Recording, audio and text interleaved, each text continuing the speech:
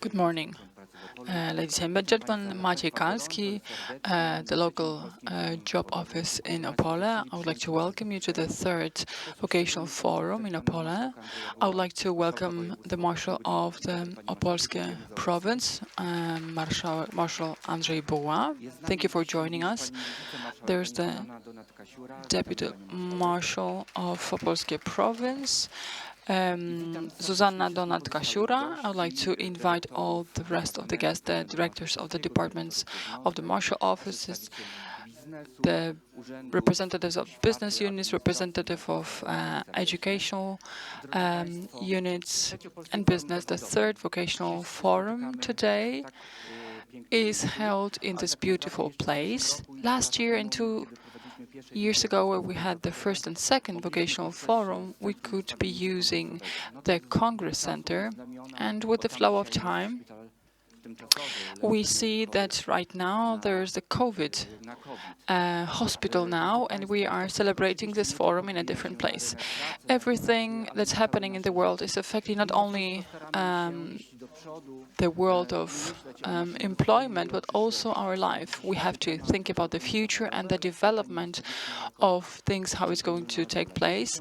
I am very happy that there are so many representatives of public administration and the business NGO sector as well, because in cooperation we should all make sure that all the participants of the market are included, and that we can offer all of them a very comprehensive educational offer. The partner of today's event is the University of Banking from Wrocław.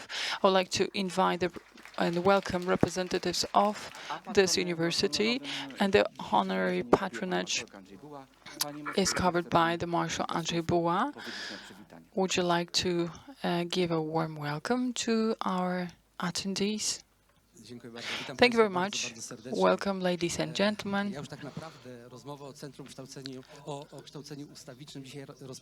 I started lifelong learning talks early this morning. How important is that? I think we should translate the lifelong learning into our daily life due to the functions we perform and the duties we have in our jobs, and because we should be reading the relationships between the employer and employee rightly in the contract of employment, but also we should be looking at that from the perspective of the fact that lifelong learning can be a very good motivation to stay in a particular company, to grow, develop, and that we, or the employees, show the people that we care for them. Why am I speaking about the Breckerman company? When I visited them some years ago at Głogowska Street in Opole, I saw that they were doing different parts made of aluminium used in automotive sector, and they had special workplaces, and they were placing those elements into the right machines to prepare the sub-assemblies. In the new factory, I see that you have to train the people to use the tablets, because all the production is based on one technological line. There's not a single person who used to work at those workplaces before. There's one person who can work in this new technology. As this company says, we need people who know how to switch into a different type of production. This is a very important challenge, because among us there are many entrepreneurs who see how motivated they have to be by the competitors, by technology, to create additional offers of additional training, and increasing the skills. And when we look at the lifelong learning issue, we see that it's a never-ending process, and it should never end. It should be like that, because first of all, we should say that it's dedicated to a person.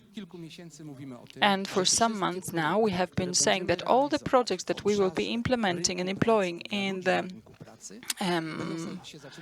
field of employment. It's going to start with Mr. Tomczak, who is the head of education, and then the local and regional job centers.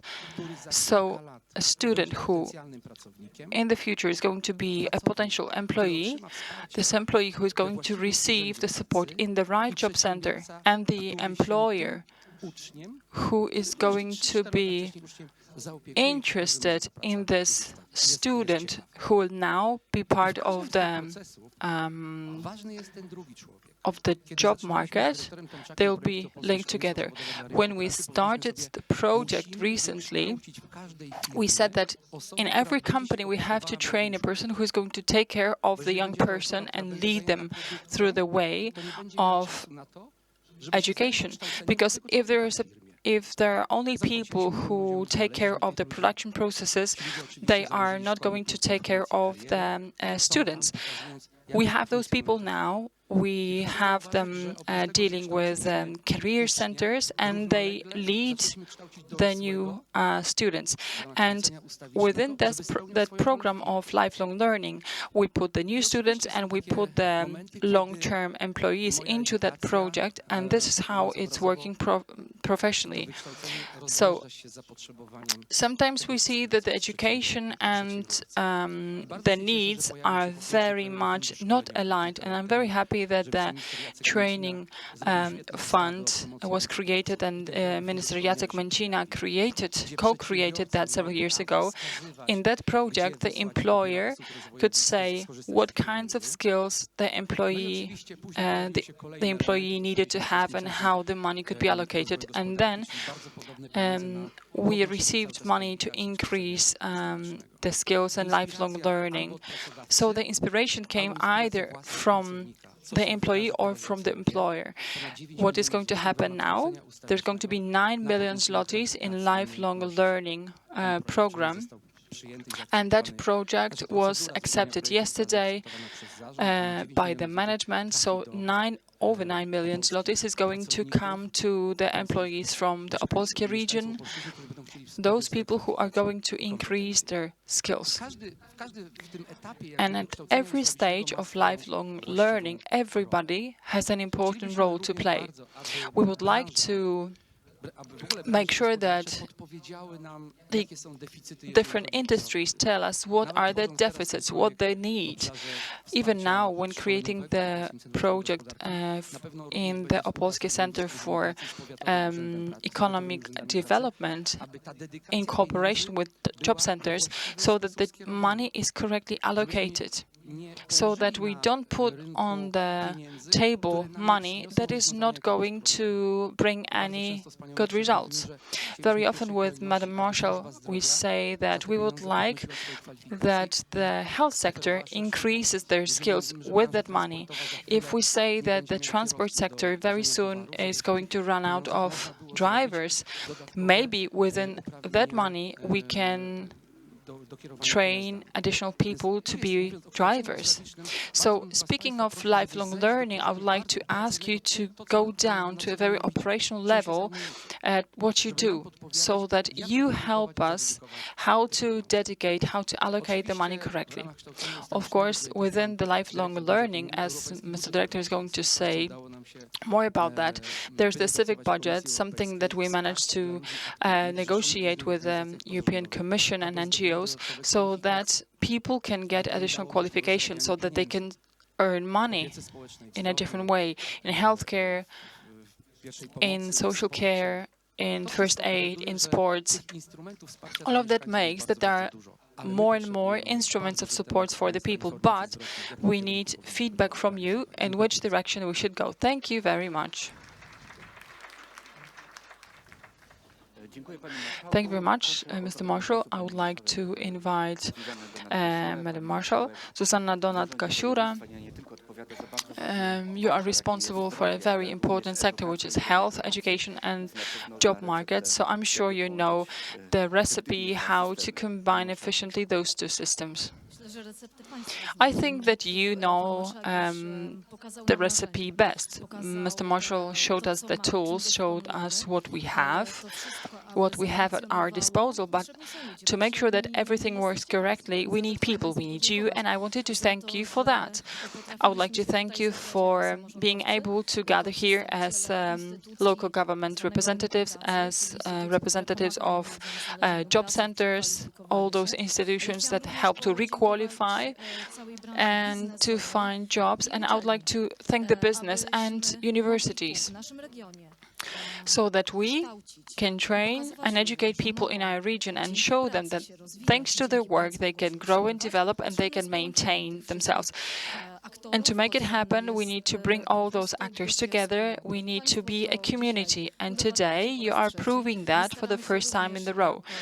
We, as the management of the Opolskie province, we want to show you that we are working as one. I'm responsible for health sector here, so I'll tell you the new definition of health. According to this is the well-being of physical, mental, and social aspects, according to WHO.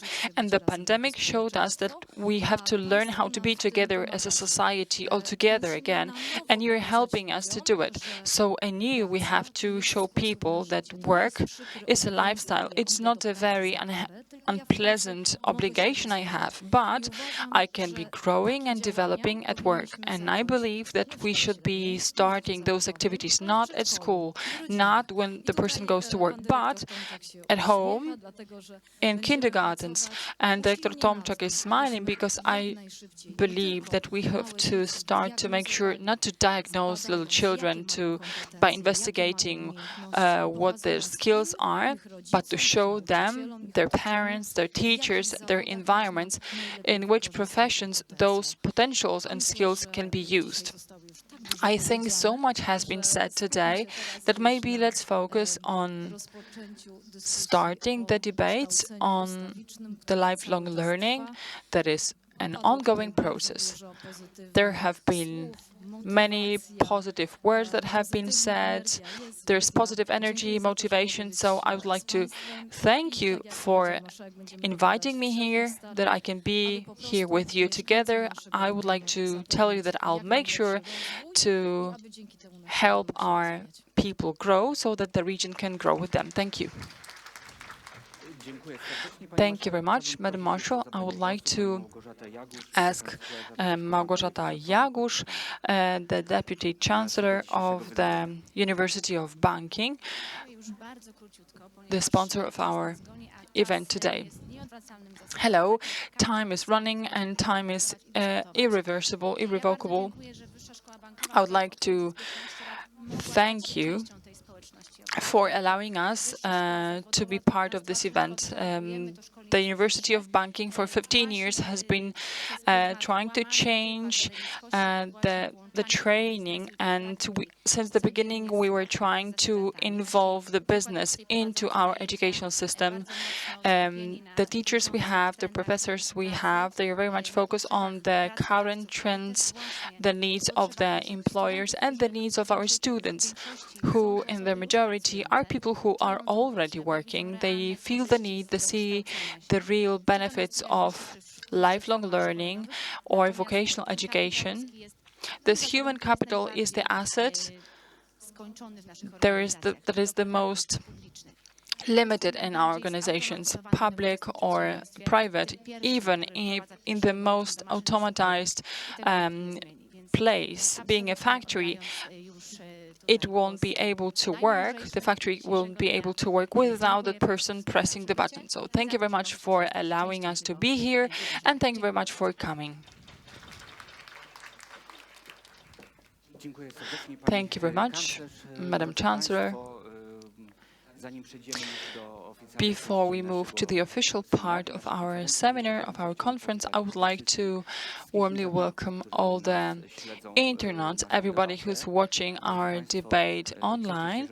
I am very happy you are with us. If you happen to have any question, please write your comments to the speakers. We will be trying to ask your questions at the stage of the debate that is going to be taking place. And today, there are representatives of laureates of the Employer of the Year award, and there is Polaris company with us, and the representative of Polaris is going to be telling us how to invest in the development of the capital, human capital of their employees, how to invest in the current, the future employees. It's important not only to be happy in the private life, but also to be happy in your work.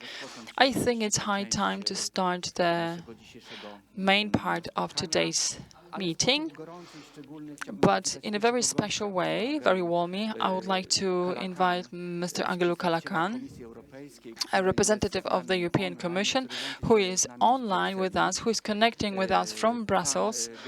Galo is the manager of the unit of the European Social Fund for Poland and Czech and Slovakia. This is the first presentation that we will be listening to you, and we will be hearing the perspective of the European Commission, how the European Commission perceives the lifelong learning in Poland and in the region of Opole. We're at the beginning of the new financial perspective of 2021-2027. Mr. Jelly, thank you very much for accepting our invitation. Please take the floor. Thank you very much. Dear Marshal Bua, dear Madam Marshal Donat-Kasiura, distinguished guests, ladies and gentlemen, I am very glad to be with you today at the third Opole Vocational Forum. It is really a pity that I can't meet you in person, and I hope that soon we will meet face to face. I'm in charge with the implementation of the European Social Fund in Poland, and the area which we are discussing today is one where a lot was done already with the European funds. And I would like to express my gratitude and congratulations to you, Marshal, for the excellent achievements of the managing authority. I believe that we have an excellent basis for the future developments in the area of vocational training and of skills and lifelong learning. The discussion today is very timely, as it comes just before the start of our negotiations on the future of OPOLSKIE regional program. I hope that today's exchange will provide a rich input to the managing authority and to the stakeholders on the way forward for the better use of the EU funds in the area of vocational education, skills, and lifelong learning. Poland prides itself with a high-quality educational system. In fact, in Poland, many educational indicators, whether early school leavers or the results in the PISA tests or the share of people with higher education, are very good. There was a lot done for the development of preschool education with the EU funds, which contributed to setting up a system of preschools in Poland. For the future, we want to continue to invest in childcare from age 0 to 3 from the national programs. We also think that the regional programs can continue to invest in preschools, especially in rural areas where children do not have proper access. Given the very good situation, we see less of a priority for the future to invest in general education. When such investments are done, they should be justified by the needs. There is a limited budget available for education and training, and we should avoid spreading it too thinly. The challenge for improvement relates rather to vocational education, skills, and adult learning. And these are the topics that I will focus on in my intervention. And these are the topics which you outlined already for today. Regarding vocational education, across Europe, but also in Poland and in Opolskie, we are moving from a picture of employment which was dominated in the last decades by the issue of unemployment, to one in which the main challenge for the future are labor shortages and aging. I know that both of them are also felt a lot in your region. We are moving to a shortage economy on the labor market. To address this major challenge, we need to invest more in vocational education, in skills, and in lifelong learning. Vocational education is one of the priorities of the European Commission. In November last year, we issued a Council recommendation where we encourage member states to equip young people with the knowledge, skills, and competencies to thrive in the evolving labor market and society, to manage the recovery and the just transitions to the green and digital economy, and to foster inclusiveness and equal opportunities in vocational education. There are three objectives which member states should work towards to achieve by 2025. Firstly, the share of employed graduates from vocational education and training should be at least 82%. Currently, it is 78% in Poland. And I know that in your region, a lot of young people graduate from initial vocational education.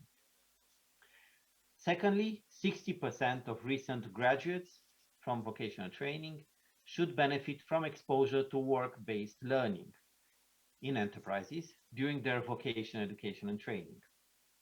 And here, Poland is performing at about half the EU average. So there is a lot which can be done to encourage work-based learning. Thirdly, 8% of the learners in vocational training should benefit from learning mobility abroad. For instance, with an Erasmus grant, hoping that the pandemic conditions will allow us to resume mobilities. Over the last 7-year programming period, Poland invested no less than 5 billion euro from the EU funds in the area of vocational education and training. I am very pleased that the vocational education measures took a significant place in the ESF implementation of the regional program for OPOLSKIE. As most of your graduates are vocational graduates, I hope that this will be an important contribution to the development of the region and to your efforts to find a good future for the young in your region.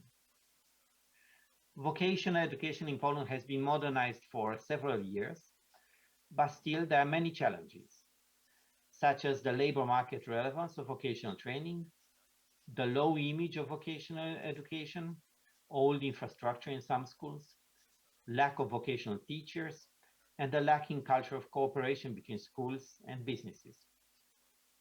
The European funds give you the opportunity to address these challenges, and I would like to encourage you to do it in a strategic way. Secondly, on skills and lifelong learning. The guiding principles for the investments from the European Social Fund are set by the European Pillar of Social Rights. This is a document which in May this year, all the heads of state and government met in Porto and expressed their support for the implementation of this Pillar of Social Rights. They have signed up to 3 ambitious headline targets to be reached by 2030. One of them is that at least 60% of all adults, working or not working, should participate in training every year by 2030, which means that our workforce needs to adapt, to upskill and reskill at a much higher frequency than in the past. The participation rate in education and training of adults in Opolskie is very low. In my figures, although partial, they speak of only about 3.1 every month, which is one of the lowest in Poland. And we would surely support Opolskie in this challenge to increase the participation in training. There are 2 basic ways to invest in skills. Firstly, by supporting the employer and the people employed in the enterprises. And secondly, by supporting individuals who want to train and to improve their skills. Marshall Bua spoke very eloquently about the training fund and about the improved links between employer and training providers. And I think this provided a very good background for the discussion today. So for the first set of interventions focused on employers and the economic sectors, it is essential to align the provision of vocational training for the young and for the adults to the needs of the labor market. An important part of this will be the investments which will be done under the Polish Resilience and Recovery Plan, hoping that this plan will be adopted this year by the European Union. It concerns the creation of 120 industry skills centers, which will function close to key vocational education and training schools. The design of this plan is sectoral, to provide top technology in these centers relevant for the trainings which business is defined for each sector. And I hope some of these centers will come into existence also in the region of Opolskie. At the national level, we're also supporting sectoral skills councils to diagnose the skills needs in specific sectors. The work of the council should bring many benefits for the sector and especially for the entrepreneurs directly involved and their companies. And I'm curious to see if you had already any contact with them in your region. Thirdly, at the European level, we are putting forward a proposal for a recommendation on micro-credentials. These are modular, small-scale qualifications, which are very usual in a number of sectors, such as IT. They are issued by education institutions or by private providers, including by technology firms. And we believe that this is part of the future of qualifications and vocational training. And I'm saying this because I saw in the program that there is later a presentation on qualifications. So the first area you should think about is how to direct support to enterprises, to upskill, to meet the new technological needs, and to improve the skills level of their employees. The second pillar of investments should be on skills should be focused on the individuals, whether they are young, adult workers, unemployed, or persons outside the workforce, who would like to improve their skills to return to work. In 3 weeks, we will put forward a concept at EU level for individual learning accounts. The idea is to encourage countries to create a training account, which people could use to accumulate credits to finance training in order to encourage reskilling. Such training accounts should be portable across the different stages of the career.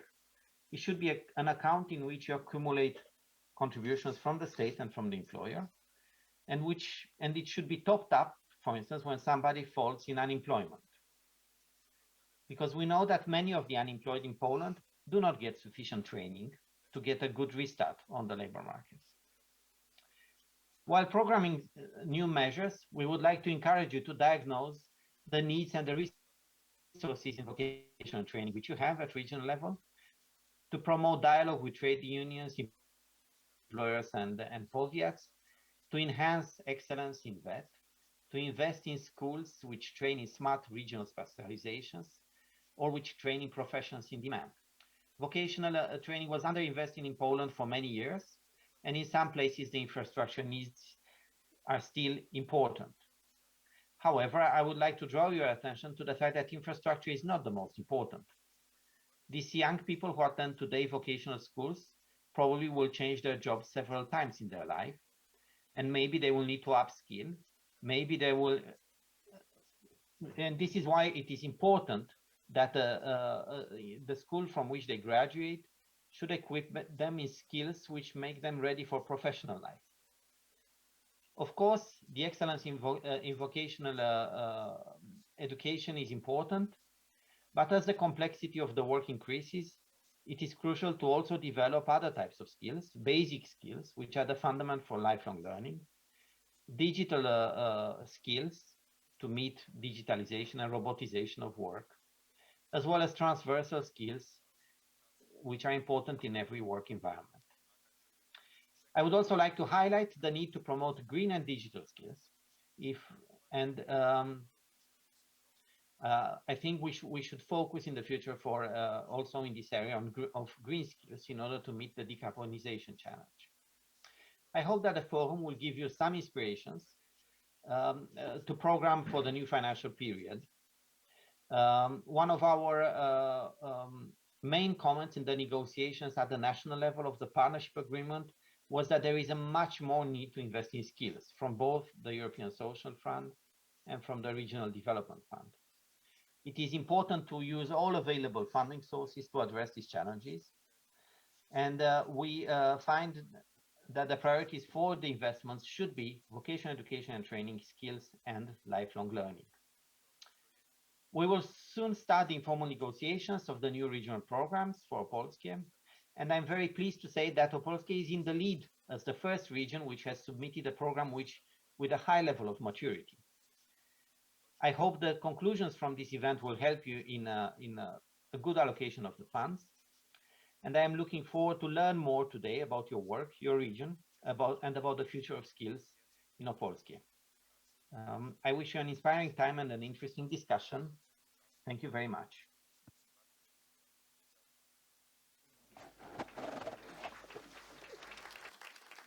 Thank you very much, Mr.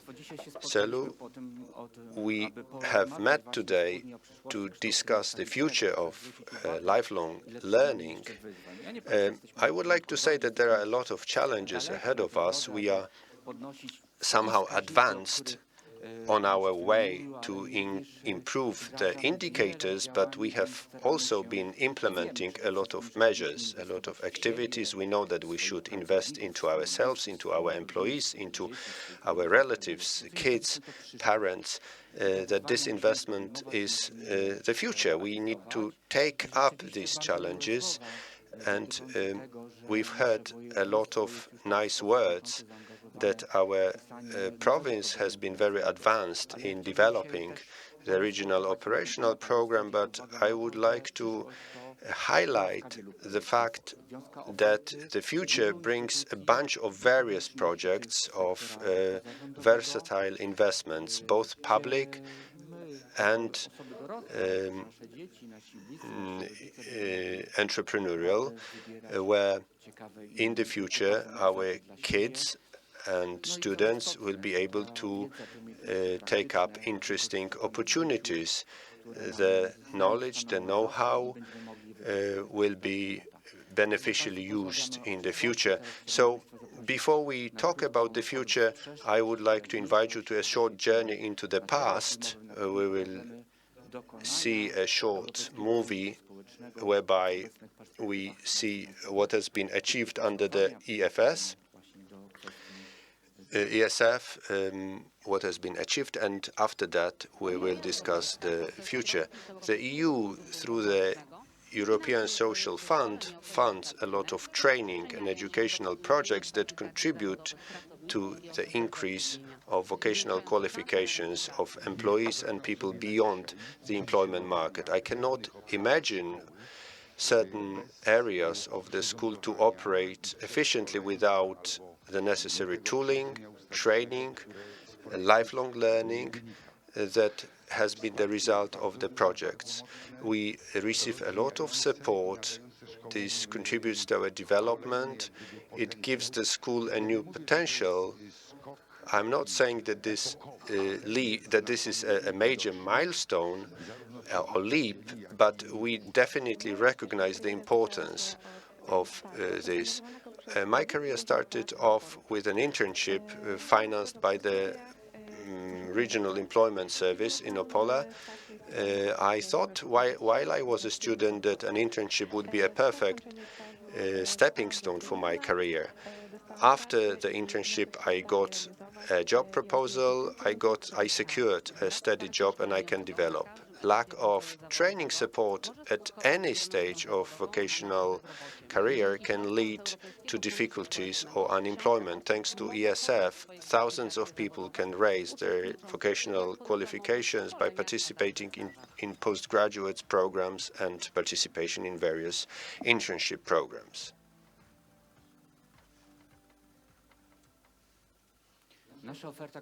Our lifelong learning education is unbounded. It reaches beyond the region, reaches beyond the sex of the participant, the nationality. You could see that in the movie we had a person who came from the outside of the region and decided to settle down. So these development opportunities are open and available to anyone who wish to stay here. We have visited Brussels.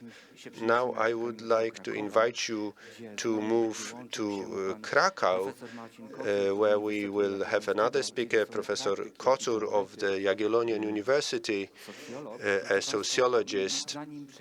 Before, however, we look into the future, where I will also somehow try to depict the future. We will briefly touch upon the issue of the human capital in Poland, the perspectives, some outlook for the future. We do hope that the professor will be able to somehow try and delineate that. Professor, the floor is yours. Hello, welcome from Krakow. It's quite rainy and cloudy, but hopefully the cloudy weather is not going to translate into an impact on our meeting. Thank you for allowing me to participate in this debate on how to educate throughout the life. So speaking of the lifelong learning, I would like to share with you some results of the research we are doing at the Jagiellonian University. Right now, the research that we have been doing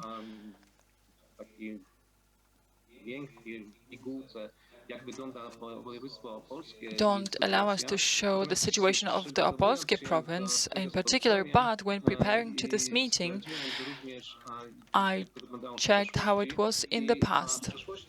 And in the past, the Opolskie province was not outstanding in a positive or a negative way from the average of Poland. But what's the situation of the human capital in Poland? And later on, I'll try to tell you more about the lifelong learning process of the Poles.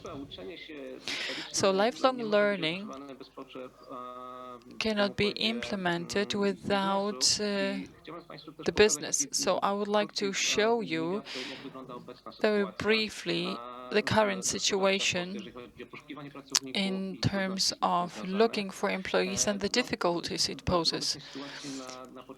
Right now, the employers have a more difficult situation due to the pandemic.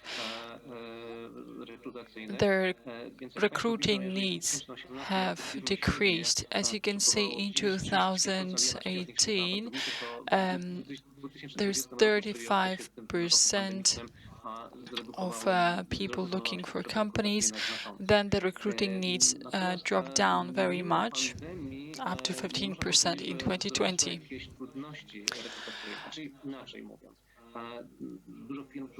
There are many companies who are looking for employees, have problems. 2/3 of the large and big companies struggle recruiting. Speaking of small companies, the recruiting struggles are related to the fact that the candidates do not come that often, and in the recruiting process, the needs are higher, and in recruiting companies, the candidates who come as a reply to the offer, they have some deficits. So if we ask the employers what is the main difficulty, what is missing, they usually say 3 reasons: no competencies, no experience. So that falls into the deficits of the competencies of human capital. What the employers require from the employees in general. Speaking of the general requirements, what is most important is education and experience. However, we see a decreasing role of experience now. However, we should say that those requirements are quite high in general, because looking at the experience required at a certain position, higher managerial position, specialist position, it's around 3-4 years of experience that is required. Speaking of basic blue-collar employees, it's 1.5 years.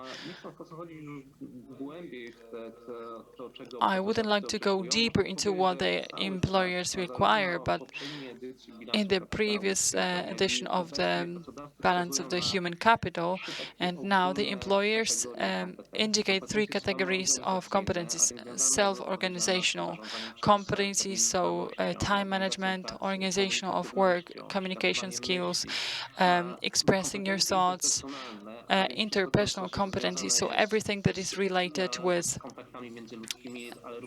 human contacts, teamwork,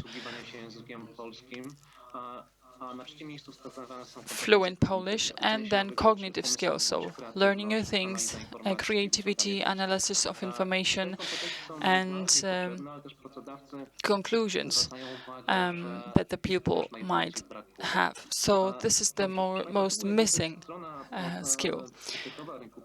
In terms of what the employers require from employees, this is what I said, but how it looks like from the perspective of developing the skills. Is it that bad as the research from 2017, according to which in Eurostat and adult lifelong learning was at the end of the ranking? I showed you that to make you think or consider whether it's that bad. I will reveal the secret. It's not that bad as those Eurostat data shows. This is a different data that comes from the National Statistical Office, and it shows the education of adults, and the image starts to change drastically. Why? Because a non-formal way of education, there are 5 times more non-formal forms of education in terms of adults than the formal ways of education in adults. In the group of 18-69 years old. Why the differences?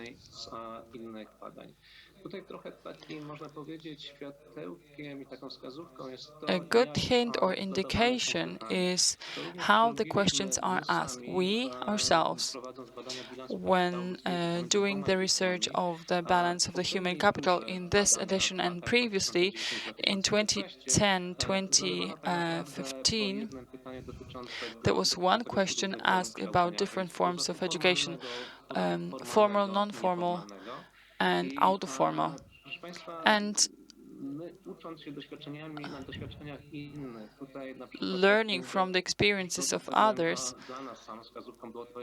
we discovered how in France it was investigated how people are educated. And in the next edition of our research, we tried to expand those questions and ask the people.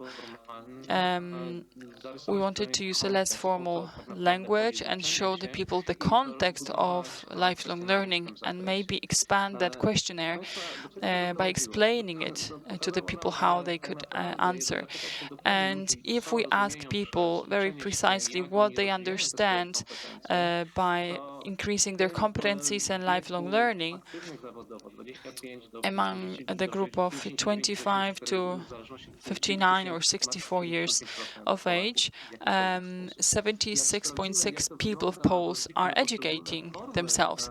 Looking at those different forms of education, we see that there are many people who learn in a non-formal way, both in their workplace and outside of their workplace. So this is an indication to understand how the educational process of Poles looks like, but putting that in general, how it looks like in those different communities in Poland. speaking of different forms of development of skills and competencies, I would like to show you this slide. There are different forms of non-formal ways of education, like performing tasks that are entrusted in the workplace, meeting of different teams, and periodic feedback on the way of working. As a summary, I would like to say that, yes, we agree that in the view of the research of the human capital, there is a discrepancy of the needs and of what's offered on the job market, but we have to diagnose how different stakeholders should help to develop the skills, and people are eager to implement different ways to be educated. And our role, the role of experts, your role, and the role of the employer is to help people grow their competencies in those different ways so that those discrepancies are solved or the gaps are closed. Thank you very much. Thank you very much. Ladies and gentlemen, you have heard a lot about the competencies, about different professions, competencies and skills, as Madam Agnieszka said, and she's going to be speaking about the development of skills. This is the future, but as I believe you have observe that it's not that bad as the statistics say, because we should build this awareness among ourselves. What is lifelong learning? What is development? It's not only graduating from school, from university, from training, completing a course, but if you pay attention, it's also non-formal way of education. Like we listen to an interesting podcast, we read a book, we read a very interesting article on the internet, and that opens something in our head and makes us realize something interesting for the future. This is also part of the non-formal way of education.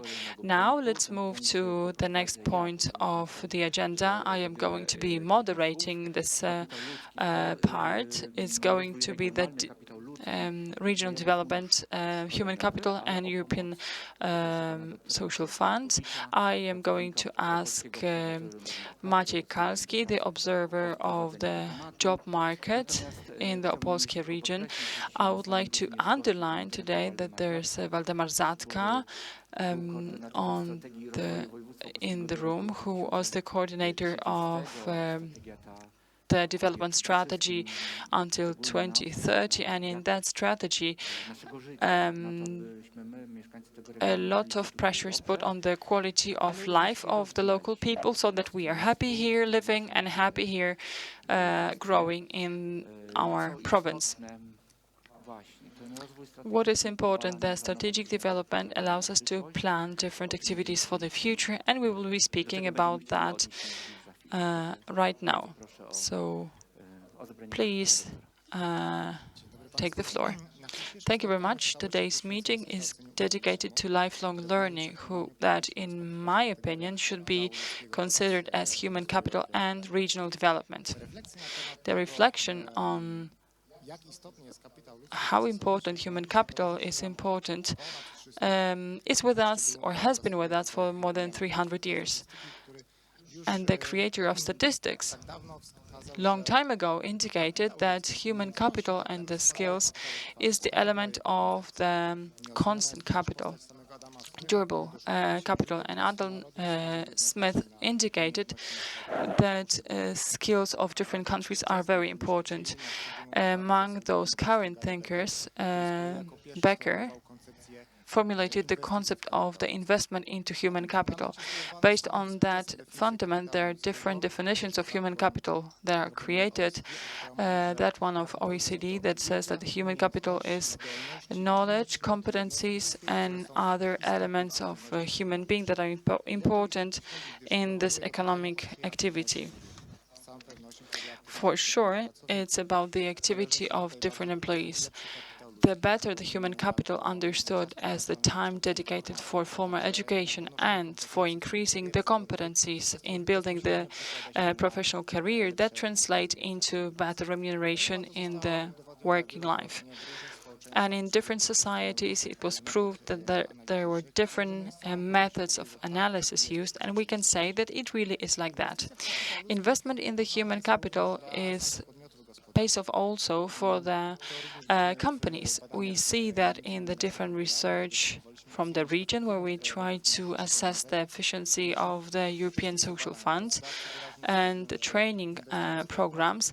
And those companies who invest in their employees, they are able to implement the products and launch them on the market more smartly and faster, and the work is much more efficient.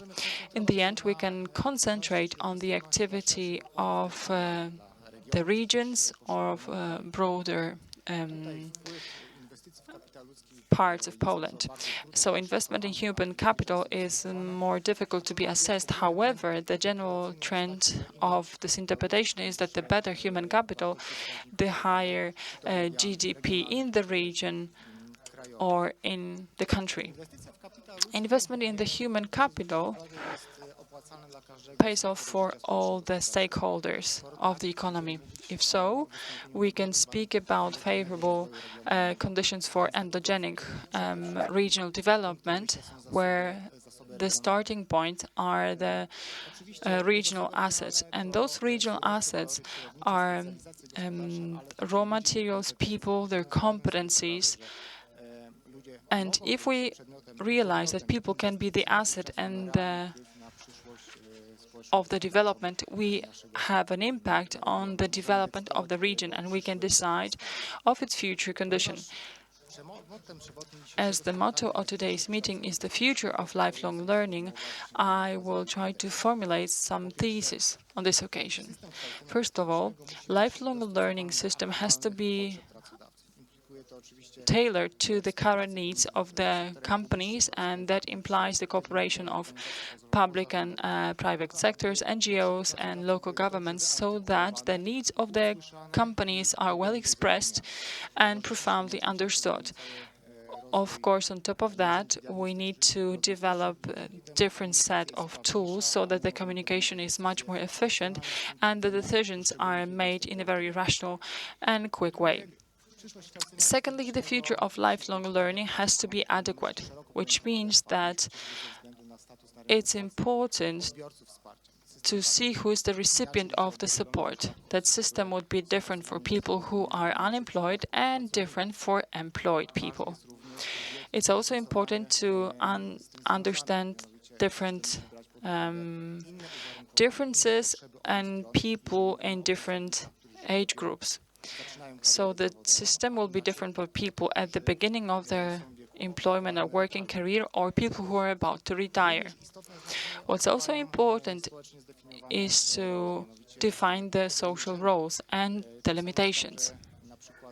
Sometimes, as a result of taking care of people, it's difficult to make decisions on the lifelong learning. So the system has to encompass the diversity of different elements so that the right lifelong learning paths are chosen.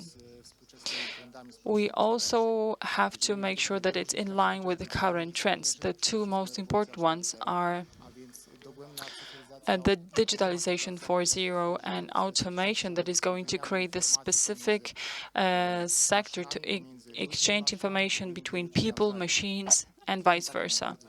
One more very important trend is everything that is related with the broadly understood ecology, striving for low-emission economy and investing in the renewable energy sources. And that implies the creation of new skills, those that will be key in the regional development and the development of all the different countries in the near future.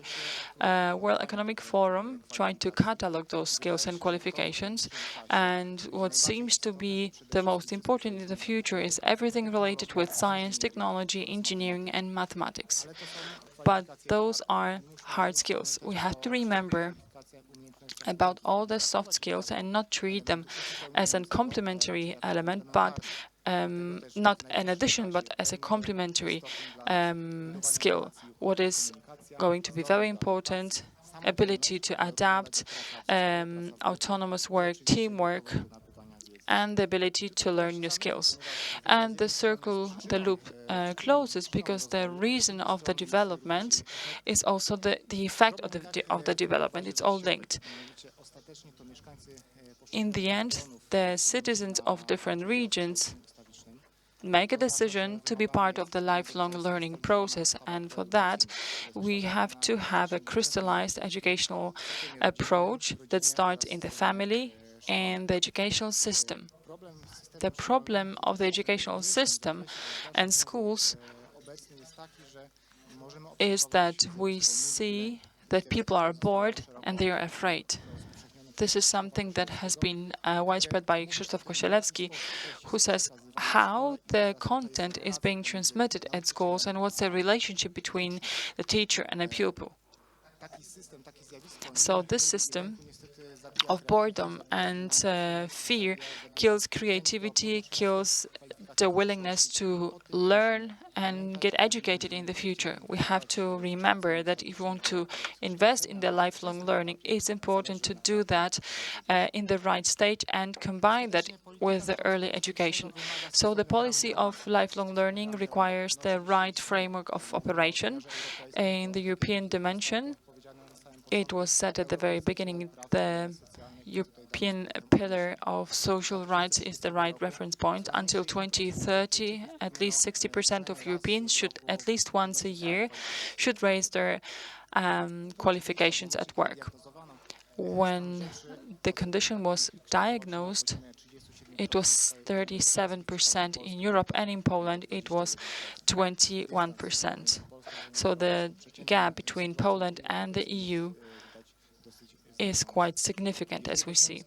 So if we consider the national perspective, the strategy for responsible development is what we should focus on, and this is a perspective up to 2030. This is a document where the importance of human capital is very much underlined until 2030, according to the methodology we said before, and that one that was quoted in the database of human capital. 9% of adult Poles should be increasing their skills. When the research was started, that percentage was of 3.5%. Doesn't matter what methodology we apply. It has to be in line with Eurostat or specific research of the European Pillar of Social Affairs. The gap between Poland and the EU shows that the problem of the lifelong learning is the biggest challenge we have. If we go down to the lowest level and we concentrate on this region, we should see what's planned in the statistical diagnosis in Opolskie region. What is the handicap is the involvement on people in increasing their skills. 3.1% of people from the Opolskie region, according to the National Statistical Office, increase their skills. They show that way there's still to make up for. We said in general about the trends of lifelong learning and how it can be interpreted, what we should pay attention to, but we should also speak about precise solutions that are applied and how we support the lifelong learning and all those projects that we would like to implement in the near future. So I would like to thank you for your attention, and I would like to invite Mr. Director to take the floor. Please, can you introduce our ideas to the listeners? Thank you very much. Of course, I will do so. Thank you very much. Hello, thank you very much for this introduction. Well, indeed, the trends have been delineated. We know what the challenges are, and now I would like us to have a look at the current system and what it can look like in the future. On the one hand, in order to deliver a policy related to competence, skill development. Also, our internal policy as an institution or globally as an employer or region, we need to have some financial backing and opportunities. Not only do we have our internal funds, but we also have external funding like European Social Fund, EU funding, that for a number of years, since 2004 or even before, during the pre-accession period, have been allocated to our region, and they are noticeable and significant in a region that was best demonstrated in the movie. The National Education Training Fund that was mentioned by Marshal Buła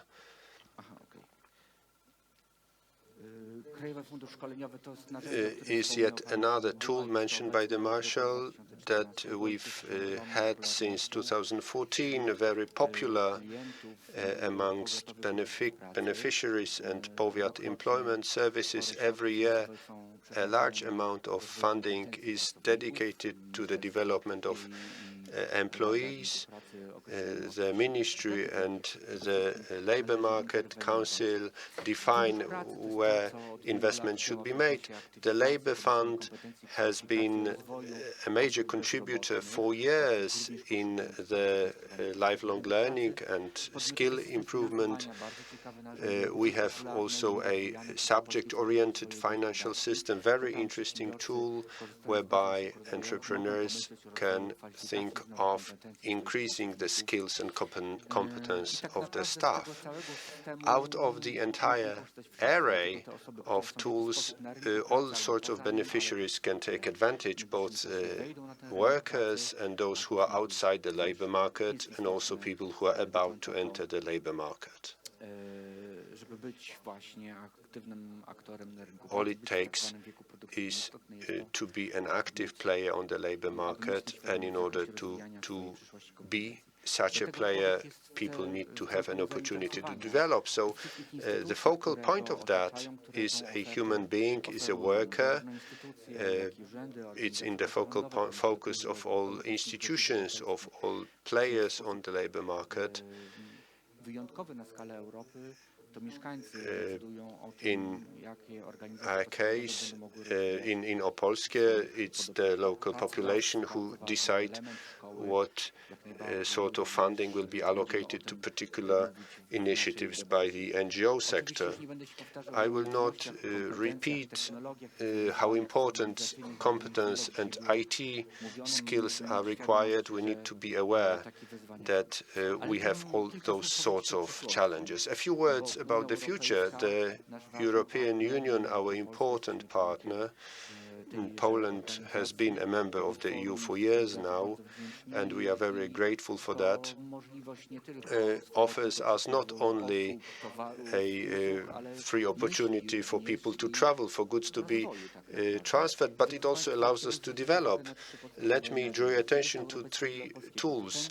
The European Social Fund, the future regional operational program that we are now drafting or developing. The first draft actually has been already consulted with the stakeholders.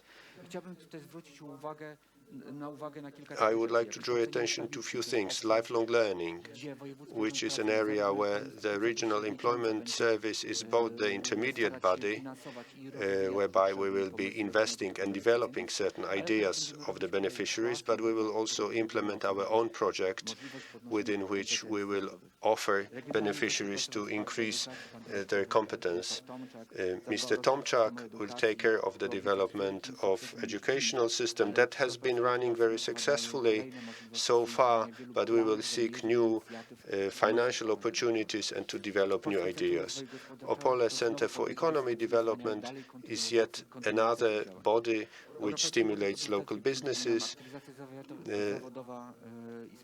Then provincial coordination team and a number of other initiatives and institutions, including the regional operational program. I would also like to emphasize the POWER system, which is a national program. The Polish government will be in charge, and the institution, the implementing body, nominated by the government. So here we will have a development of university education, but more emphasis will be put on the development of digital competence. That has been mentioned today. There will also be a voucher for lifelong learning. I think this is a very interesting initiative indeed.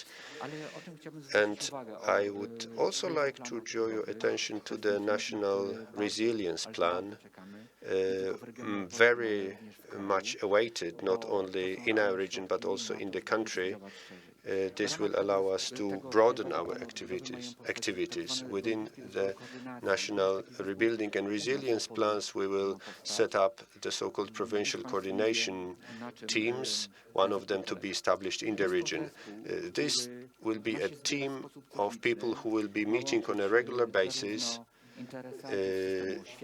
It will cover stakeholders from the educational sector, labor market, strategic planning, and EU funding in order to forecast and monitor what is going on in our region, in order to come up with new initiatives, multiply good practices. We have a system of opportunities for lifelong learning, but in the future we should meet on a more regular basis and to be more coordinated.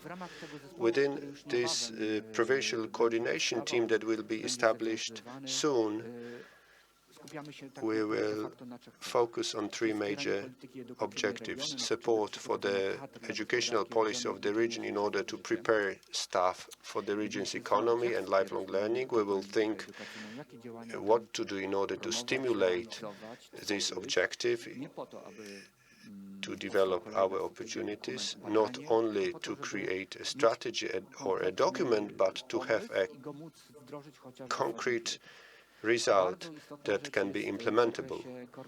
Another objective is coordination of whatever activities are related to vocational guidance for students or graduates.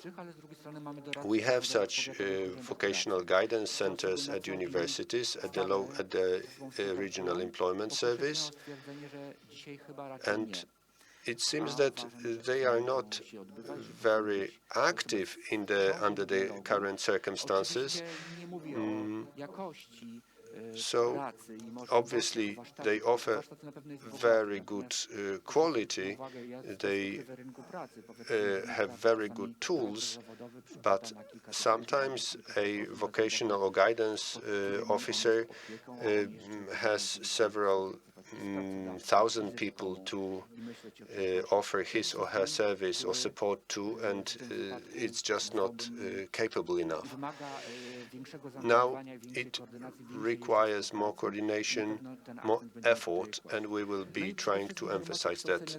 Last but not least, promotion of vocational education and lifelong learning among our population. Please note that on the one hand we say that 3% or 6% are subject to lifelong education, but the research quoted by the professor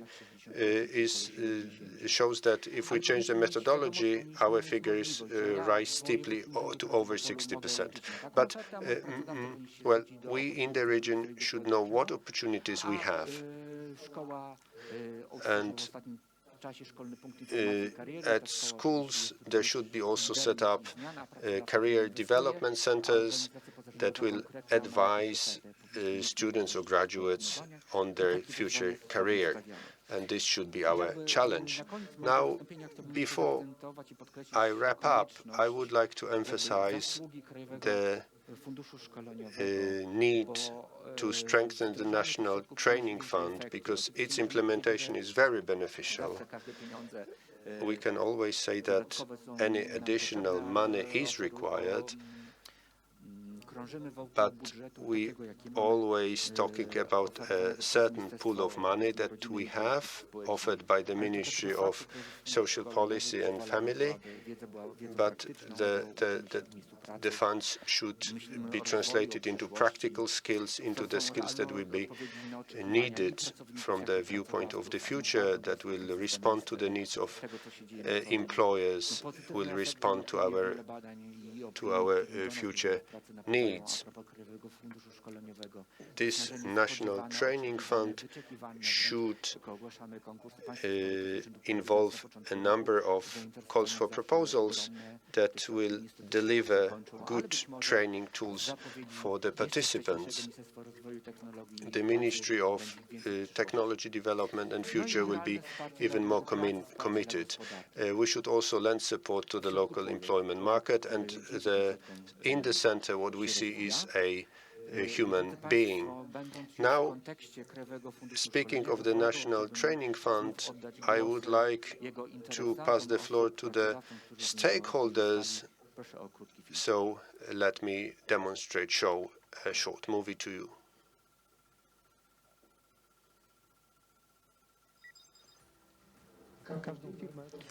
Each company is made up of people, so the funds from the National Training Fund are a major support for us to develop our staff. Our adventure with the National Training Fund has started in 2019. We have greatly benefited from the program. I cordially encourage all entrepreneurs to take advantage of this tool, the more so that the Regional Employment Service is very helpful in filling up all the questionnaires. I learned how to design in 3D. That has been a stepping stone for the development of our company. This, on the other hand, led to the increased sales of our company. Well, I wouldn't be able to do a lot of activities in my company were it not for the training under the National Training Fund. I also acquired a lot of new skills thanks to the National Training Fund support. I'm an accountancy specialist. I gained a lot of new skills, new experience, which allows me to be more efficient in my position of an accountant. Now I'm participating in a new training course that will allow me to become a specialist in HR and payroll.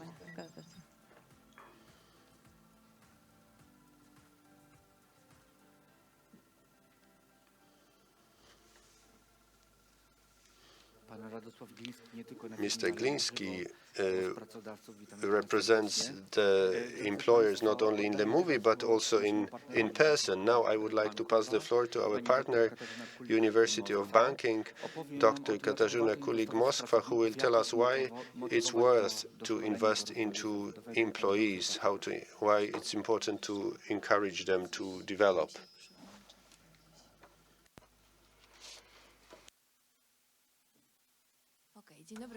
Hello, ladies and gentlemen. It's a pleasure to be here with you. It's a difficult question that has been posed before. Why it's worth to invest in employees and how to motivate the people. As you expect, it's not going to be enough for me to have several minutes or more, but I'll try to divide this question into two parts, how it was actually planned. It's a very vast topic. I think not more or two books could be written about that, but the first question, whether it's worth, yes, it's like asking, is it worth to teach people how to walk, and why it's worth to show people how to walk, and whether it's worth to show children how to read. I think you don't have any doubts regarding that. But do we have any choice? And how much it's worth to teach them those skills? Toffler says that the analphabets of the 21st century will not be the people who are illiterate or they cannot write, but those who will be unable to learn, relearn, and unlearn. So it's not that we graduate from a university, we complete a course, and be it the best university or the banking university, which is very practical. It's not enough to stop there, because the 21st century is a great challenge to be flexible. We have to be able to learn, unlearn, and relearn. It's not that it's a task for children. We, the adults, will have to know how to do it throughout our lifetime and how much it's necessary. Let me share some facts with you. I think the facts have been shown before, but let's see it once again so that you have a strong motivation, so that it's not that we have a choice, where there's no choice. We're there in front of the facts, and that have to be underlined. The era of professions is completed. We are now in the era of competencies. According to different data, the children who are now in preschool or high school will be working in professions who are now inexistent. Maybe you have some experiences. If you ask your children who they would like to be, what will they say? A YouTuber, influencer. Recently, I heard about a TikToker or something like that. And we might say, it's just a child's fantasy. Maybe not really, it's a fantasy. And the fact that the era of professions is finished, we spoke about those megatrends, and I'm sure it's going to be automation. I'm sure technology is going to be the future. I have some data according to which the World Bank says that 57% of the professions will be automatized. It's happening now. Even now, when I speak with people who are managers in companies, they say, well, 2 years ago we had a team of 10 people, now we have 3 people, and we need new competencies because our professions have been automatized. And it's not only the problem of that, it's also the problem of human capital. I would like to draw your attention to the fact that we have been using the word of capital very often. What's the asset? What's the difference between the asset and the capital? Would you like to be an asset or capital at work? What would you like to be? The asset is something that can be exhausted. Maybe in the past it was easier to be an asset, even from the standpoint of the employer, because you could replace this asset with a new asset. But now the megatrends, the job market makes that we actually don't have too much choice. We have to keep on investing, and we expect as employers to have a return on that investment. And that investment is this element of changing the competencies and creating the competencies that we need. But the megatrends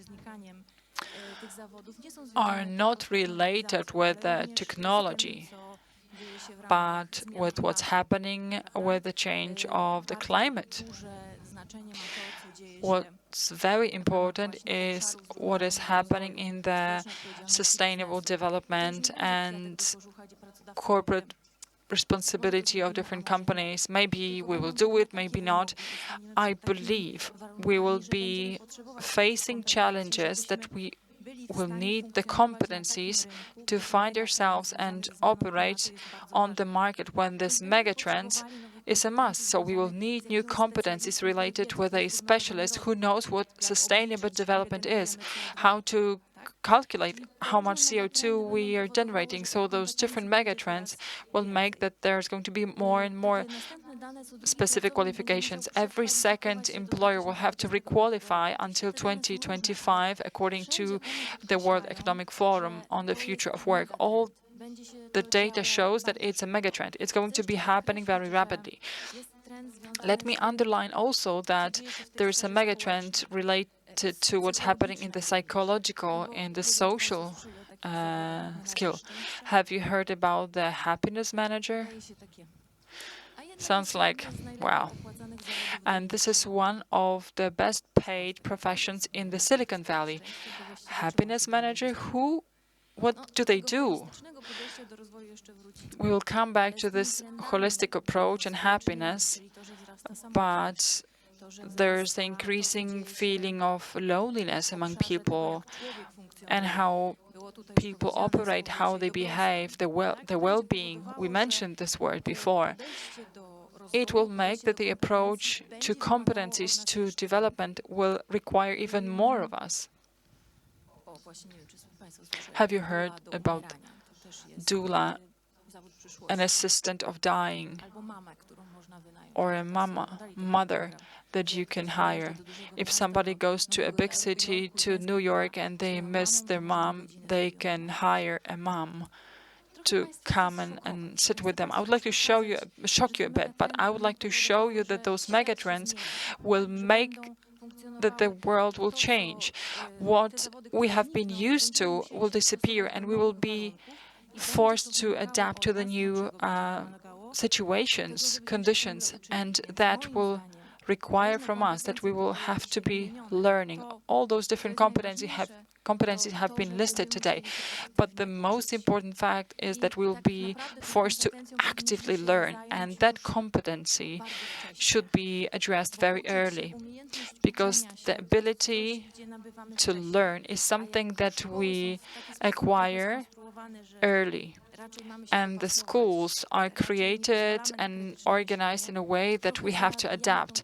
They don't require creative thinking from us, and that kills the interest of life, of the world. We need to have the competency of active pursuit, learning, changing. I like to adapt to the new conditions. You know, it's not that easy. It's not that fast, and we should start to think about that competency, how to shape that since the very early stage, so that somebody who comes to the university, somebody who comes to work, so that they have some kind of tools in their backpack. And from the strategic point of view, we might say that the competency of learning will translate into innovation, competitiveness of the companies, because those companies who will have employees who are able to learn, unlearn, and relearn and adapt to what's happening, change in a very flexible way, change the products, services, and tailor to the needs who are those on the market, will be much more competitive than the others.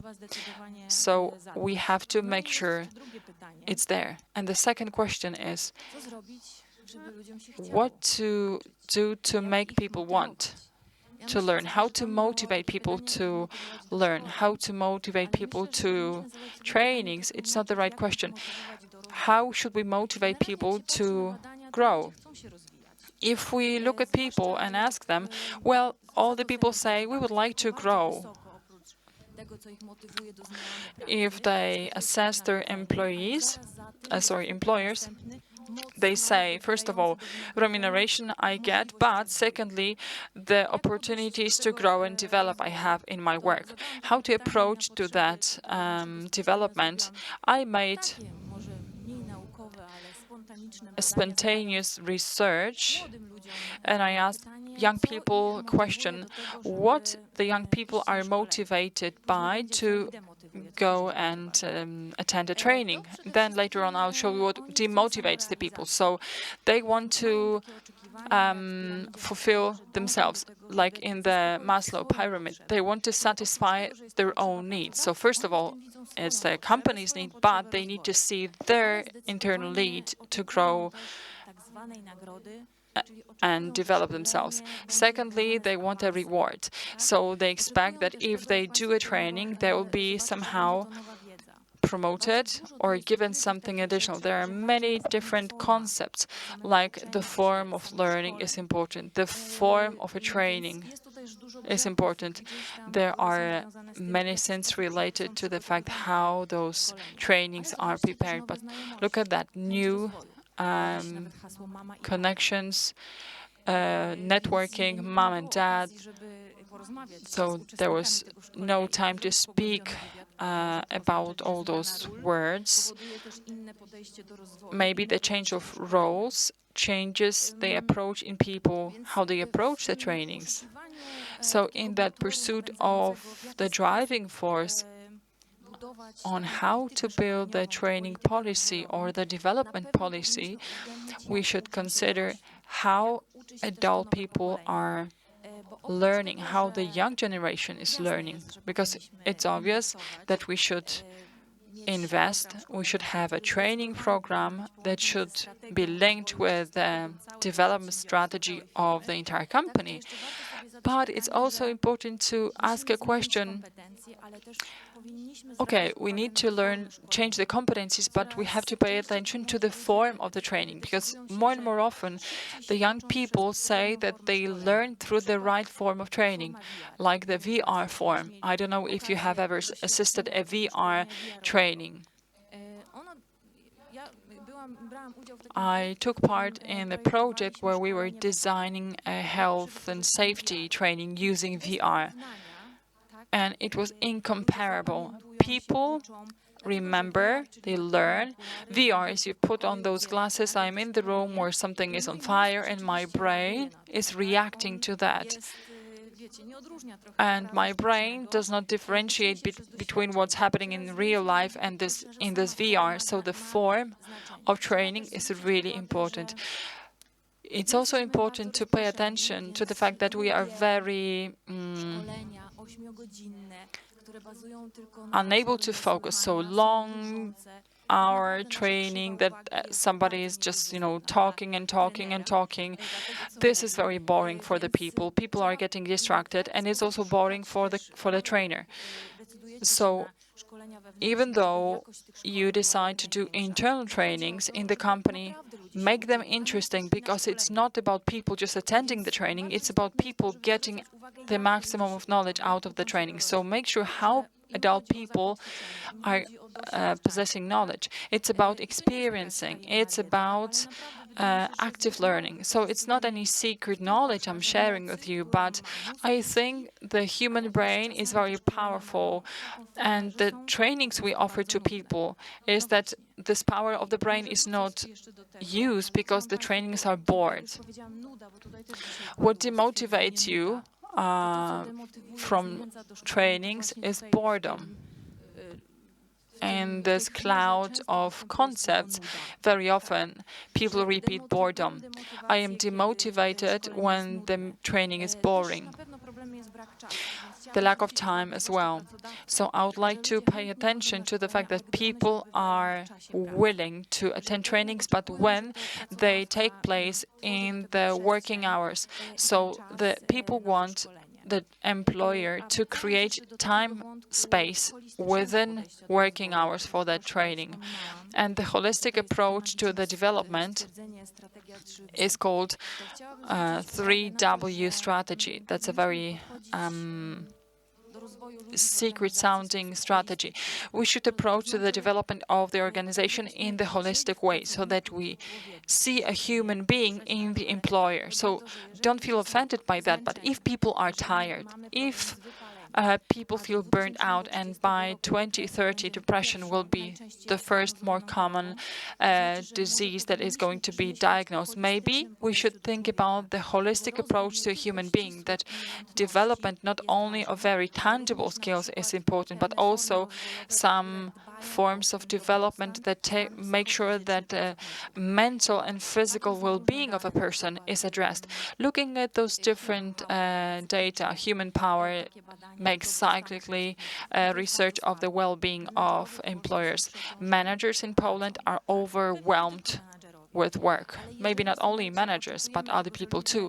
But if we expect people to learn, if we want them to be creative, to be able, we should take into account that holistic approach, so this 3W strategy in the area well-being, that's well-being, wellness, corporate wellness, even, or work-life balance. These are those three elements that are very important for the Y generation, Z generation, but not only for this generation. I think that for the situation that is happening here and now as well. So it's worth, while designing development strategies, to consider this holistic approach to a human being. If we would like to train people the right and efficient way, I always say that the fish is rotting from the head, and doesn't matter the position people have, everybody should learn and educate and open to the new. And very often people say, well, I've had so many experiences in this position, I don't have to learn anything, I've been here for a long time, and this is the biggest blockage for the learning organization. So if you are the employer, if you manage the team, you have to ask yourself a question. Maybe you yourself need a training. Training, which is a penalty. Just like at schools, somebody has to go to a psychologist because it's a penalty. They have to seek some help, and it's treated as something that has to be fixed because they are broken. So in the same way, a training, which is a penalty, will have a blocking effect. A training that is a foretell of new obligations. Sometimes people say, okay, if I'm going to receive the new training, that's going to be that I'm going to get some new skills. So I hate attending training. So I do everything not to attend the training because I don't want to get more work. So that has to be very awarely planned if you want people to change, grow. All those trainings that interfere with the work-life balance. It's very demotivating and it's blocking. And something that people hate, that a person is sent to a training, they're eager to attend the training, they're happy, we can do it differently, I'm happy, I can participate in the training, and they come back and they say, I've learned so much, we can do it this and that way, and then there's this wall. People say, oh, no, we've always done it in a different way, let's leave it as it was. So people would like to have an impact after the training of how the company can operate. So let's think of your company. Maybe there are some blocking elements that are holding your company back. What can you do in your company, in your organization, to make it a lifelong changing and learning organization? A mind is like a computer. If the computer is shut down, the mind cannot grow and learn. Thanking you for attention. Is it worth to invest in employees? Yes, it's worth. We have no choice. But you have to motivate people in a way to refer to their needs, not the needs of the organization and the needs of the person. So the training strategy should be in line with the strategy of the person and the company. And I am sure that we have considered the holistic approach to an employee. Thank you very much. Thank you very much, Madam. It's worth to invest in employees. I'm sure you agree with this approach.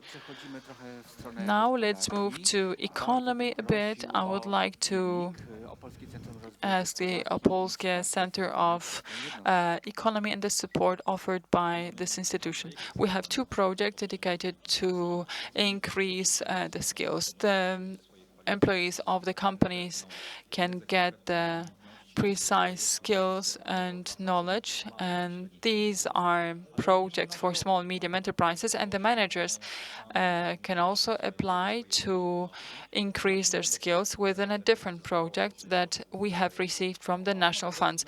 And since the new year, we will be offering a very broad support for all the people, all the people living in the Opolskie province who are more than 18 years old. The company that trained us was from Wrocław, and it worked together with banking university together. So we got a complex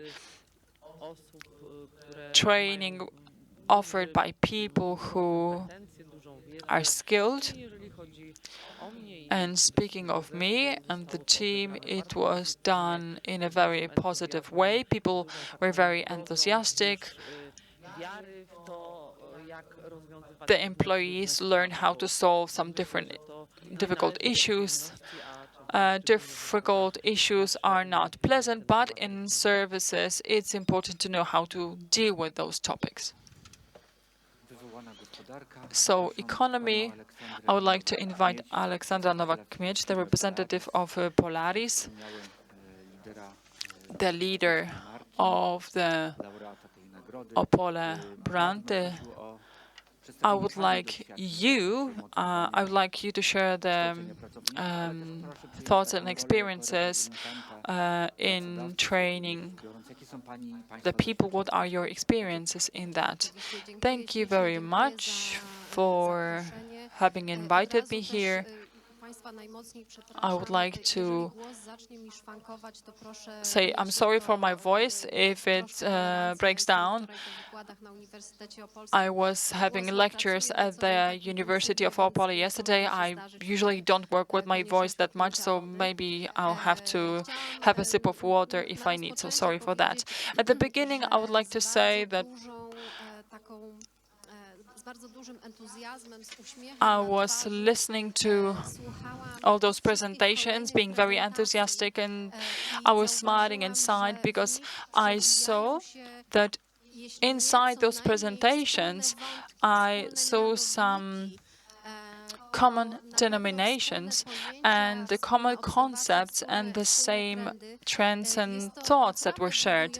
So it's very motivating, it's very positive, and I see that we have done a long path together as public educational sector, business sector as well.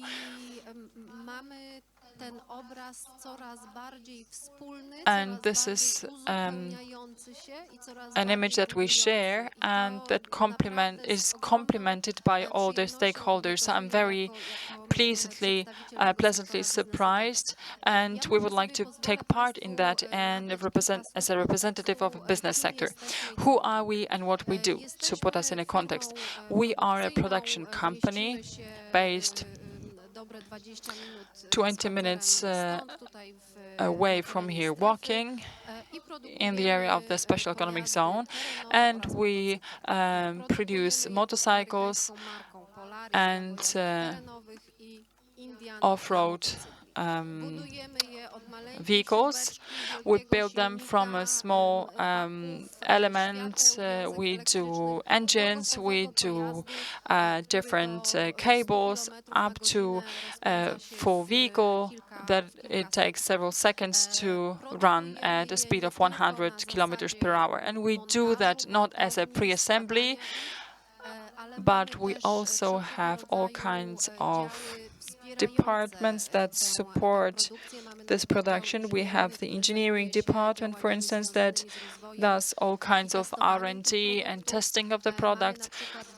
We have customs that does export-import of the ready product and spare parts in EMEA. We have several dozen people working in the quality and support, and all that organism operates within one company. In February of this year, we reached the employment of 500 people. In the last 3 years, it doubled. So we keep growing in a very dynamic way, and I think that if things continue like that, we will end this year by employing 600 people. So the dynamic of this business is very high. Why am I saying that? To show you what we as the business are facing. And I'll tell you how we do that. What are we facing right now as business? Less with demography. In general, we manage to employ as many people as we need. But what's the challenge we have? To acquire a person, to hire a person is 1/10 of the success that we can have. However, what happens next? To hire the person with the right competencies, technical skills, abilities,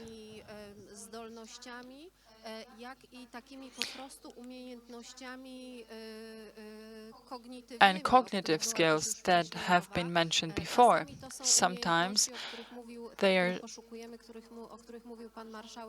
skills that Marszałek Buła mentioned, like being able to operate a tablet. Sometimes they are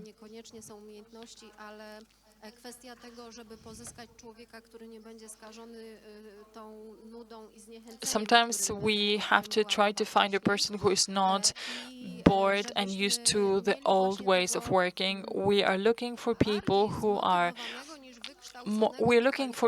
more motivated than skilled at work, because we can teach the people the skills that they need. And we do that in a very broad spectrum.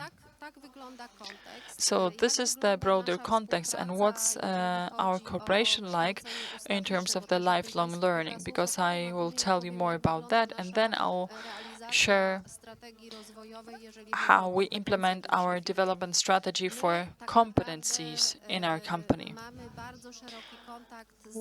We are in contact with the Opolskie region, with the people living here, starting with the fact that we have visits from schools and from preschools. We have a very nice product. We're happy about that. We're proud of it. You can get on the vehicles. We can take a picture. So schools and preschools are very happy to visit us. In the pandemic, that was suspended, of course, but now those visits are back.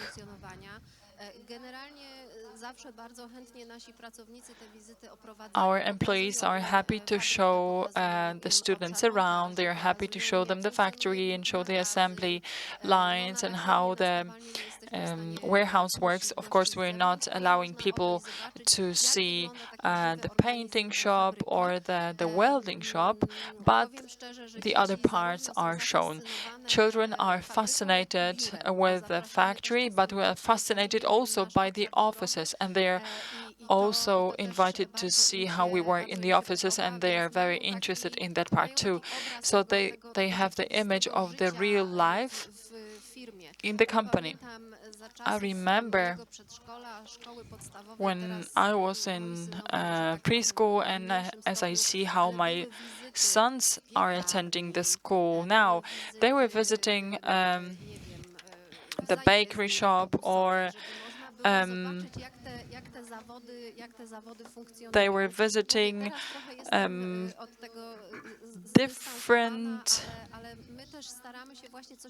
areas of the working life. This is how we try to show the children those different aspects of the working life. So, going one level up, speaking of education, if we can do that, we do several dozen of internships per year together with a local provincial job center, or if there's anything interesting happening on the horizon, we're always very eager to take part in that. We also work with teachers of grammar schools, high schools. We do different visits. We show the people the company from inside. We show the people those different elements of our business. We try to be transparent. We try to be open to build this mutual dialogue. We're very happy about the cooperation we have with complex of electric schools, and in a month, we have 10 to several dozen apprentices.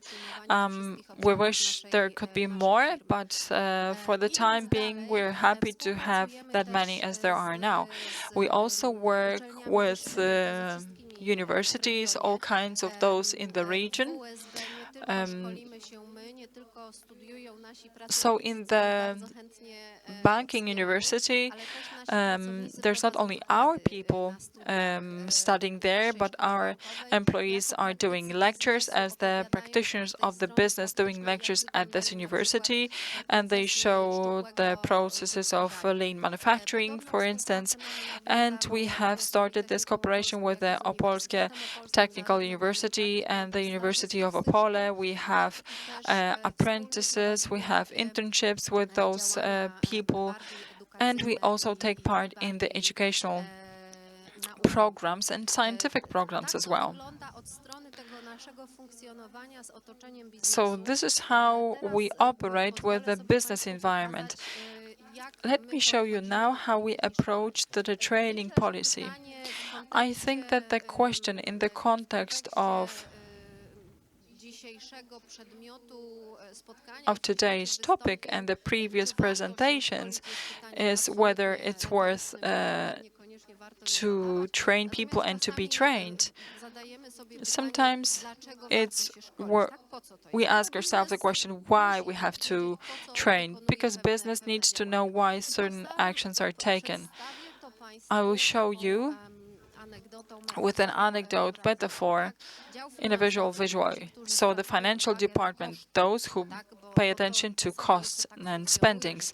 Sometimes somebody might think it's a cost, it's not an investment, so this debate is ongoing. So the financial department says, what if we train our people and they leave? We have invested in those people, sometimes it's several hundred zlotys, sometimes it's several thousand zlotys.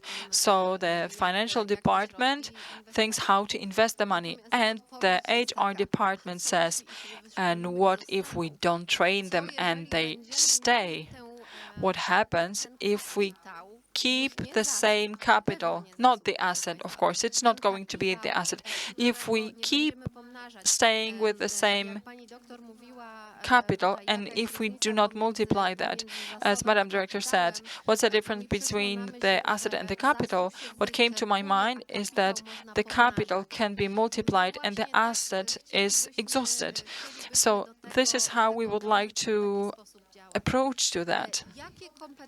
What competencies do we try to stimulate? A production company, but also in the broader context, support on the European scale, R&D, administration department. We foster not only the professional competencies like certificates, the operator of the forklift truck, a welder, different kinds of supervision skills or Excel training, the basics of accounting. This is the basic for us. This is undisputable whether it's developed or not. This is something that we invest in. But we also pay a lot of attention to those social competencies, and they are divided into social, professional, and managerial. Very often, the managerial are the social. What are the most difficult competencies to be taught? Social competencies are the most difficult one to be taught. Sometimes we try to hire a person who has the potential, but they don't have the skills. So we have those different training programs, and we can put the skills in the person because they have the talent and they are open. So we go back to the question, how motivated the people enter the company.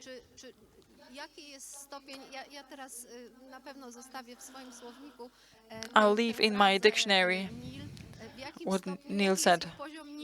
What's the Nile level in those people, so that we can grow the people we can give them the tools thanks to which they will be much more efficient, benefiting themselves and ourselves. Sometimes somebody can grow those competencies and we can consume those in a very limited way, but still it is not something that we might say that, okay, we will not do that because we will not be benefiting 100% out of that. What's the learning model we have? It's been mentioned here, maybe it was not named. We have a model of 70-20-10. This is a model that is valid in the learning theory and it's working well. This is a very efficient and easily available model. Large organizations like simple solutions, and the simple solution is that if you can teach somebody something through experience. And this is what we do. We teach through experience, and we do that at the stage of the recruitment. So when we recruit operators or assembly employees who just assembly the components into pre-assembly, and then the pre-assemblies are assembled in the ready product. So we have like those units, those tables, and there are 3 baskets with components, and there's a manual, and we ask the person, okay, can you check, can you make sure that it's assembled together? We put the time pressure, so we put a clock there, and sometimes there are people who finish the task in less than 2 minutes. It's a great time. Sometimes we have people who do that in 1.5 minutes, but sometimes there are people who read the manual and they're unable to read the manual.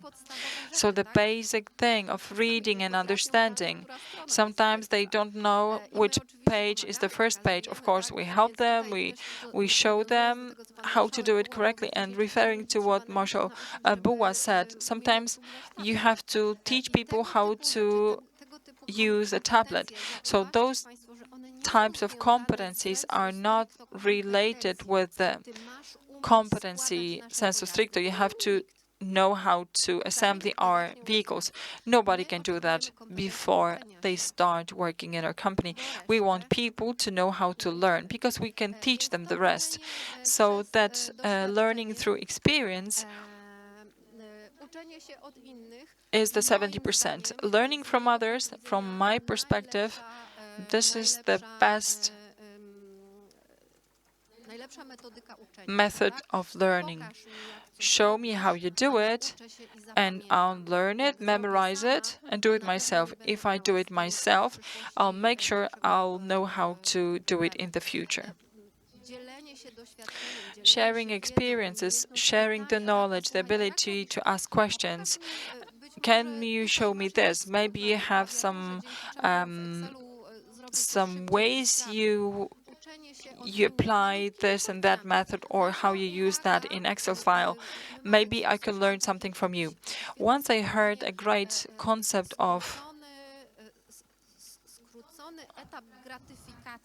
brief gratification stage.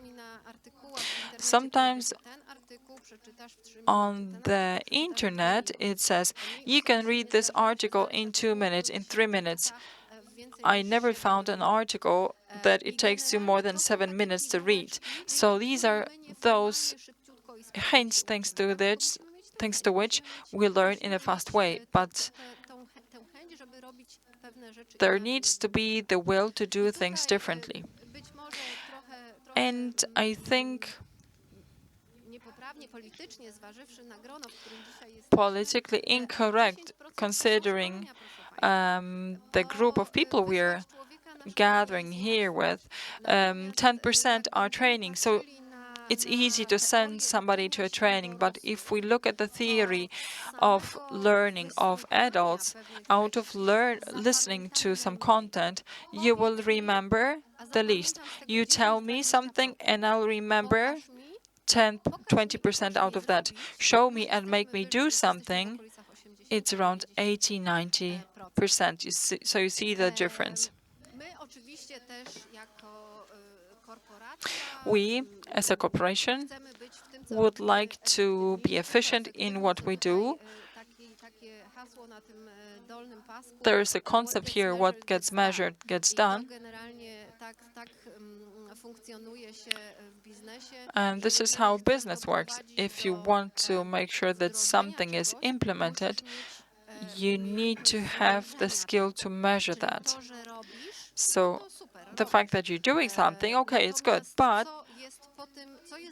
what's the result of that doing? So why we do certain things? How will we know we have done them right or wrong? We want to do those trainings to make sure that they are efficient, not for the sake of doing those trainings.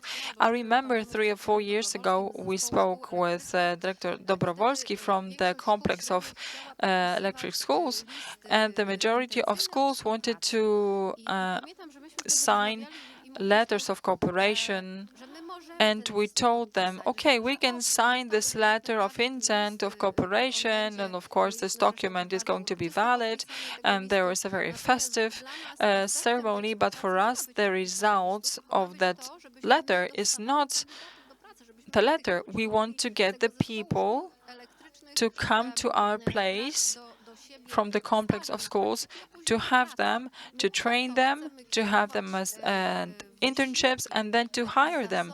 That's why we would like to dedicate efforts, assets, to have the results. How do we measure that?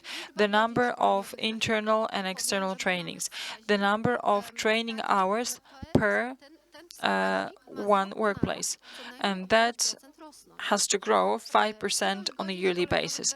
The number of training hours versus the rotation coefficients. So if one thing goes up, the other goes down. The number of vertical and horizontal promotions. Today, in our organization, 80% of the positions outside of the basic operator blue-collar worker level is filled and recruited from the internal recruiting. So there's a person who comes and they start as a blue-collar worker. They have different ways to be educated, to grow if they're motivated. If they want to continue growing, they can be quality leader, they can be a shift leader, they can be an office employee for planning, but the people have to want to do it because there are many options. Just use those.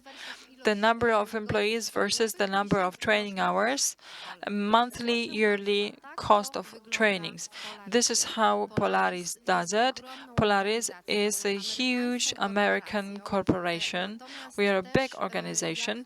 However, as every company, we want to grow and develop. And there is a very beautiful saying, if you want to go fast, go alone. If you go far, go in a team, go together. And we, apart from the fact that we are a big American corporation and we're not lacking anything, we would like to benefit from those different cooperation options. And at the end, I will add one more thing to what I said. There are less and less programs available for big companies. Many people think that the big companies are doing great because they are big, but they are big and they have a higher level of standards and expectations and needs. That's why for us it's important to be part of the dialogue, to be part of this organism that designs the future solutions, because we want to benefit from those solutions, and we don't want to do that for ourselves.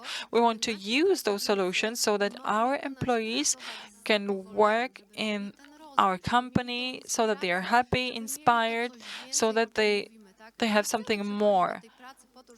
We don't want to come to work to be bored, do the job, and go back home. We would like to be there and be happy. We spend 8 hours a day at work. It's sometimes more than we spend with the spouse or with children. So this environment has to be comfortable at least. So that's why we have to inspire one another and support one another to achieve the goal. Thank you very much.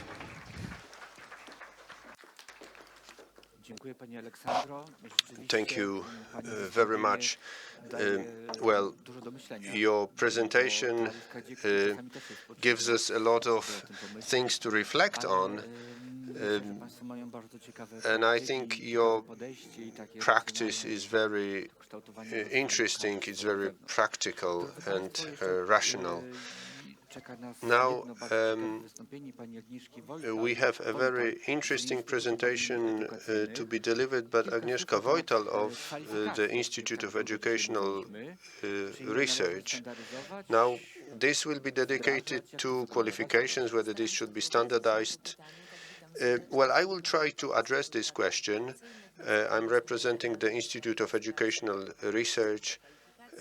I'm an expert in the integrated qualification system.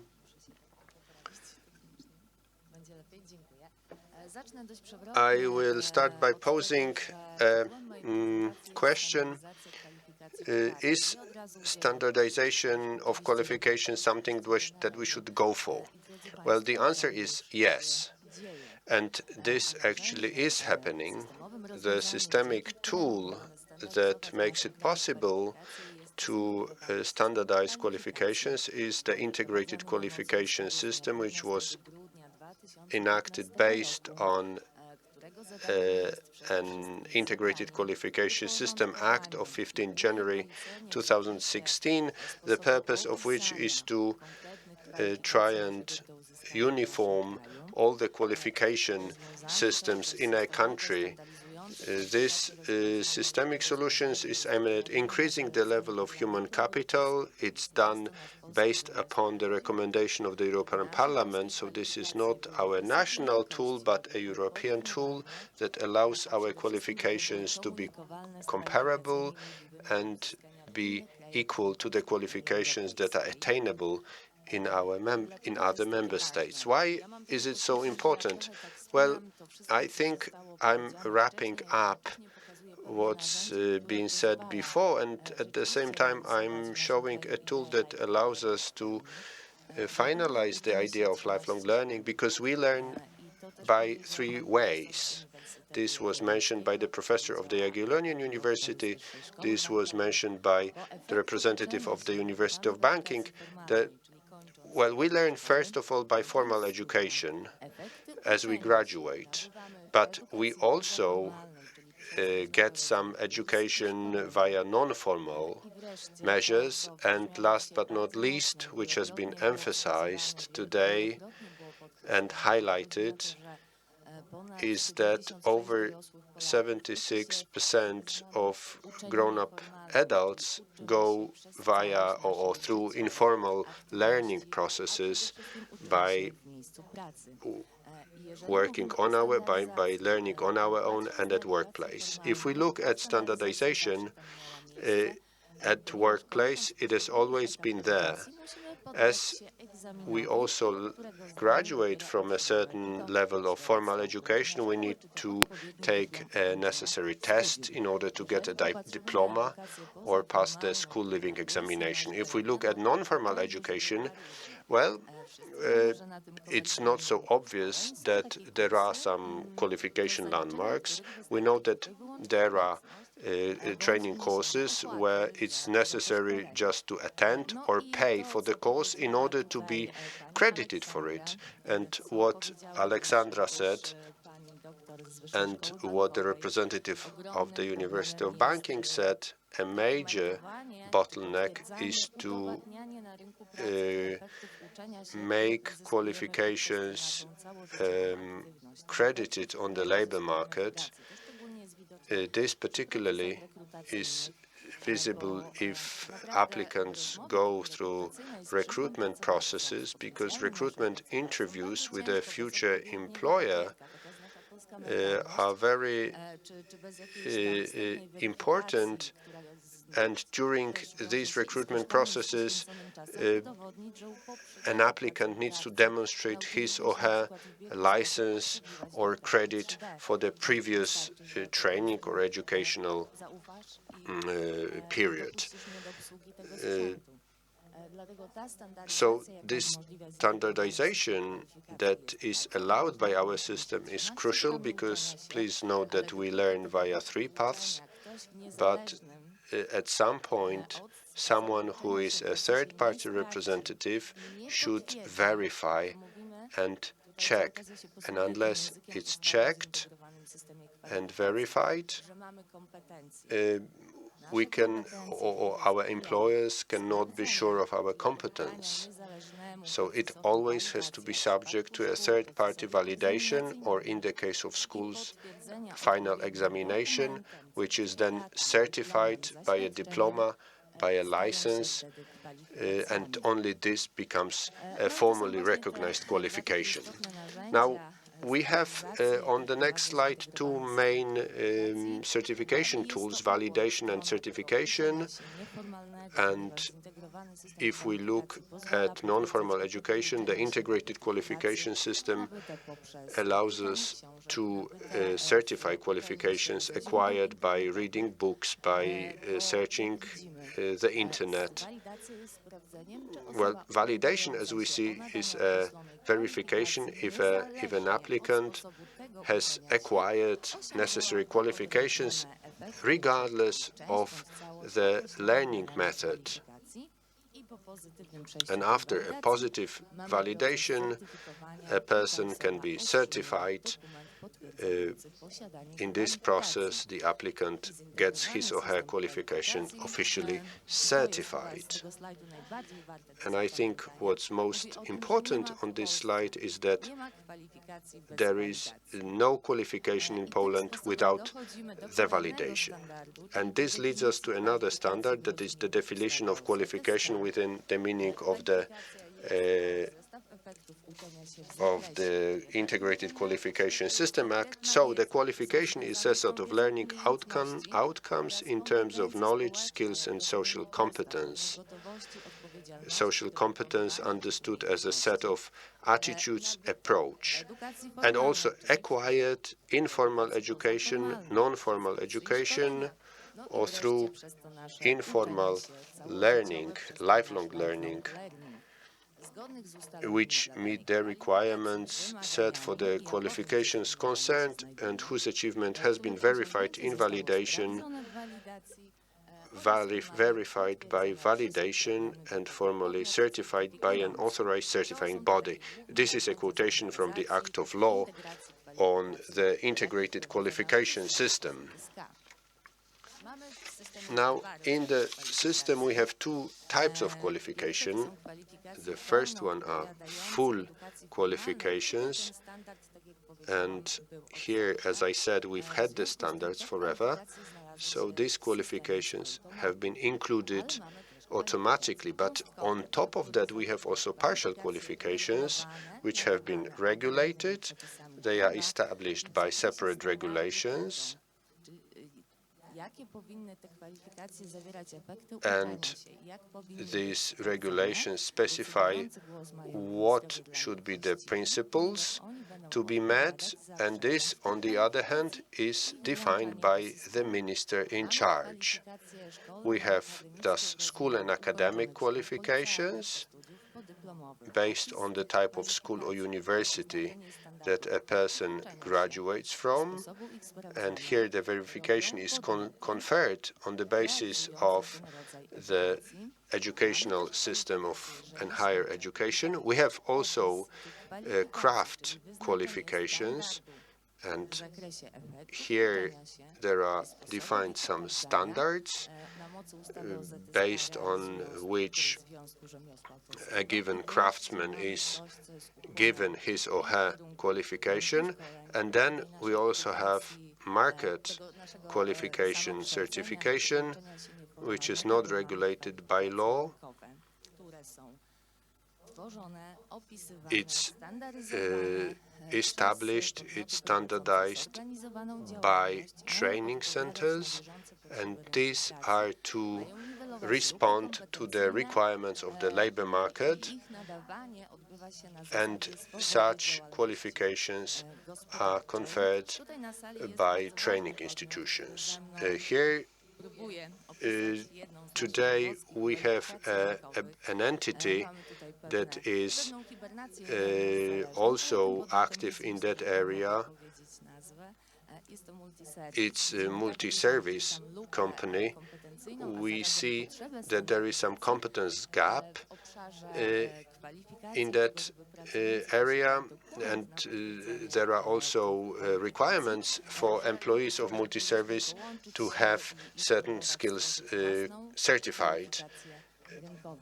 So based on their needs, we have decided to establish the so-called market qualification. Now, in order for you to understand why it's important, I would like to invite you to see a short movie. In short, market qualification is qualification given by particular sectors. Other certification of qualifications are defined within the integrated qualification register. An HR representative can apply, a representative of trade unions or employment service all can help in acquiring registration. First of all, qualifications need to be described. Potential beneficiaries need to be described. Also, the certifying institution needs to be defined. Plus, there needs to be identified a given demand for a qualification. In case of question, Institute of Educational Research is there to help. You want to know more? Go www.qualifications.edu.pl. Well, I think image is worth more than 1,000 words. If we look at the qualification standard, the heart of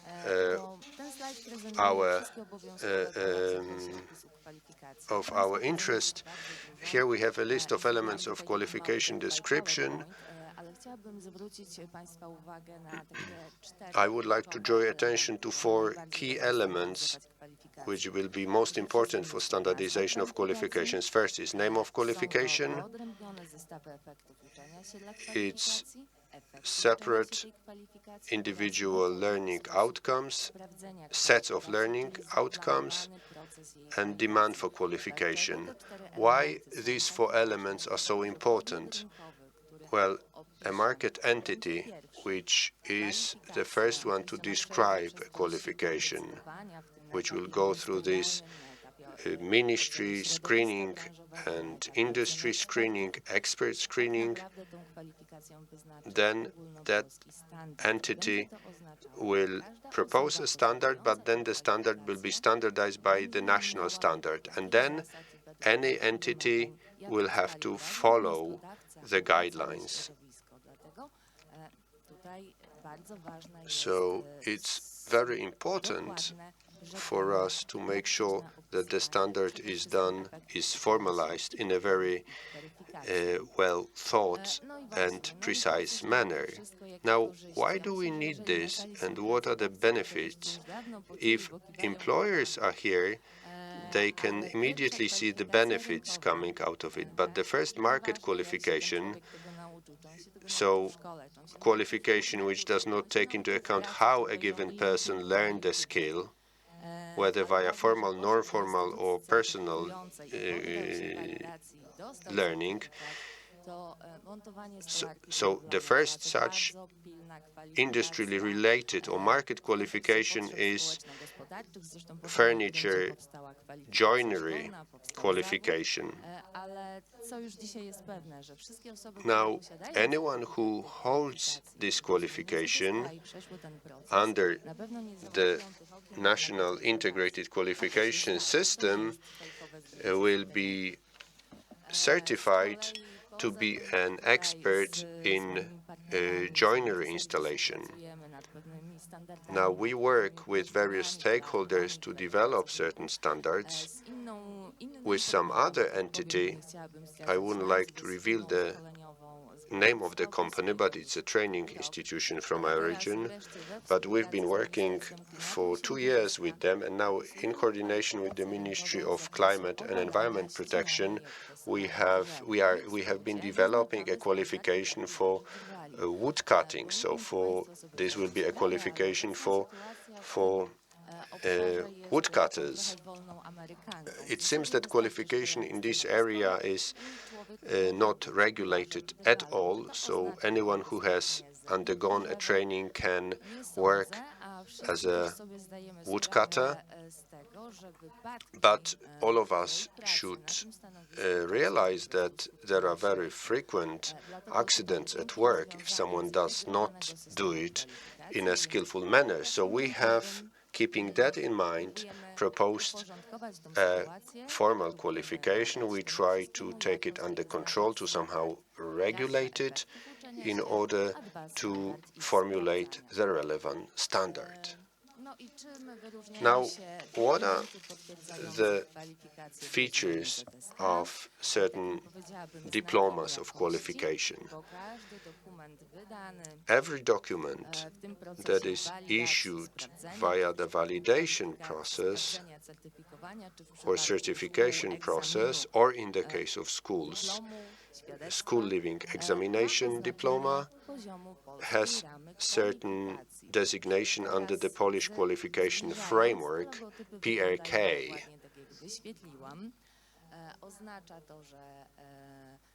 So full qualifications not only do have this PRK abbreviation, but also Roman numerical or Arabic numeral number.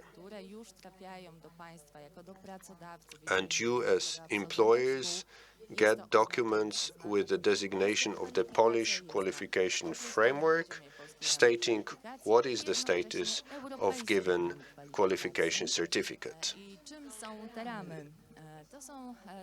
Now, within this Polish qualification framework, we have 8 levels, which define the level of advancement of the learning process.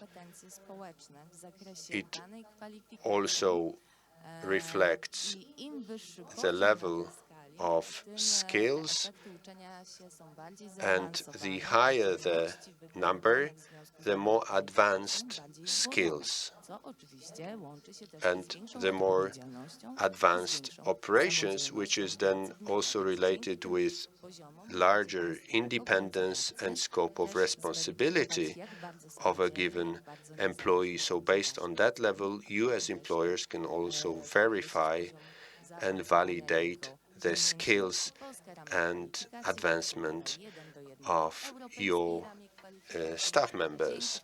This is one-to-one counterpart of European qualification framework, so this can be a document based on which employers in Europe can also assess the skills and competence of employees from countries like Poland, Ireland, Italy, which is also very good when it comes to the integration. Out of all qualifications that have been integrated in the system, the descriptions of this qualification framework can be studied. Anyone can see what are the requirements for a given qualification ranking. This has all been included in the catalog. This is a print screen of the register. You click a given window, or you have a search bar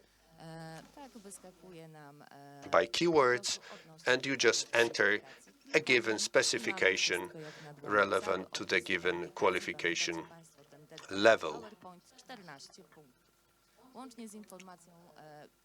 Altogether, you remember we had these elements of qualification description, which included 14 points, out of which I focused on 4. Now, this is a print screen of 20th of October 2021. I'm sorry I didn't manage to get a new updated printout. from yesterday, but it reflects what it looks like. And on the 20th of October, we had almost 14,000 qualifications included in the system. Some of them were full qualifications from formal educational systems, but there were also 115 market qualifications, so such that respond to the specific needs of employers or industries with regard to qualification certification. Last but not least, I would like to say thank you. And once again, if I go back to reflect on the question that I posed at the beginning, is it worth to standardize qualifications? The answer, let me emphasize again, is yes. If you enter our website and see a given profession, you will know what would be the requirements for a given qualification. Thank you for your attention. Thank you very much, Institute for Educational Research. Now, in line with the agenda, we should be slowly approaching the end. However, I think before we go to the debate, we would like to ask you to stay for a few more minutes to participate in the debate. Now, I would like to invite Mrs. Agnieszka Wojtal to stay with us. I would like to invite other members, Alexander and Wojciech. Thank you for your attention.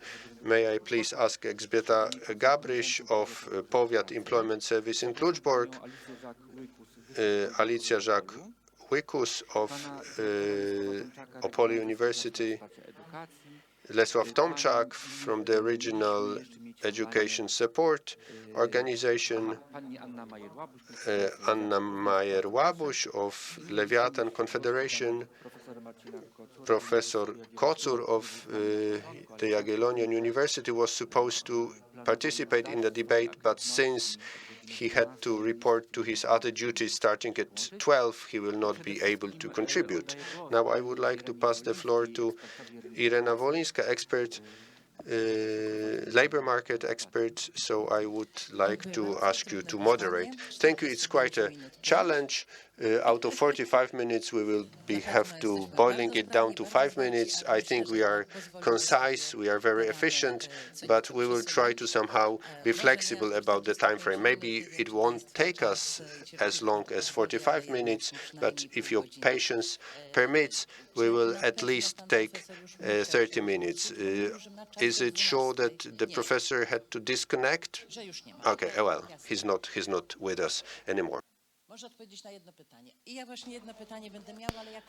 So I'm going to have one question to the representative of the European Commission. How to create the regional policy of lifelong learning? Even if we had full 45 minutes, we wouldn't be able to answer this ambitious question. So I assumed that we might be touching upon different elements that might help to create this kind of policy. So let me start with a provocative question. Why do we need it at all? Do we really need this regional lifelong learning policy? So asking differently, what problems will be solved thanks to the fact that we will have this policy? And I would like to direct this question to Dr. Gabryś, who is a representative of the institution that will actively participate any kind of policy that is going to take shape. Please be very concise, very concise. Yes, of course. In the Powiat job centers, there's a database of offers. There are employers, so the Powiat job centers will fulfill the expectations that they have. And so they ask us for people with precise qualifications, precise education, and they should have the right skills. The employees of the Powiat Job Center, for us it's difficult to say whether those people are also willing to learn, unlearn and relearn, but they surely have the motivation. It was going to be very brief, but I need to mention that I used to be in the resources of the Powiat Job Center on the 5th of November. I celebrated my 30th anniversary of work in this Powiat Job Center, and I am an example of a person who wanted to learn, who wanted to work. And I always underline that if the company comes and they apply to have internships, I always underline, please make sure who is going to be the care of this student. It doesn't matter if it's going to be an active apprenticeship period or employment afterwards. For me, the director of a Powiat Job Center for 20 years, it's important that the money we spend is spent on a goal, even if that student or person does not get the job offer at this particular company, but they get some resources, qualifications that might be used in a different company. That's why I think that the Powiat job centers have a great database, because they also have the vocational advisors, and those in our province are part of the pilot program, and it's being implemented by the Powiat Job Center in Olesno, who is a leader, and the partners are, among others, the vocational advisors from different schools. And I think that this experience we have of the employees of the Powiat job centers indicated that it's worth to invest in people, it's worth to invest in vocational advisors. We should all learn during the lifetime. Irena Wodzińska was the professor of the Warsaw University when I wanted to increase my qualifications. So that was everything in my presentation. Thank you very much. Speaking of the private elements, we both graduated from the same faculty. I did it earlier, but from the same university. And the Powiat job centers, within those, especially the vocational advisors, will be implementing the policy of lifelong learning. It's difficult to speak about that policy without thinking of the training institutions, and I would like to ask the question to Mr. Professor.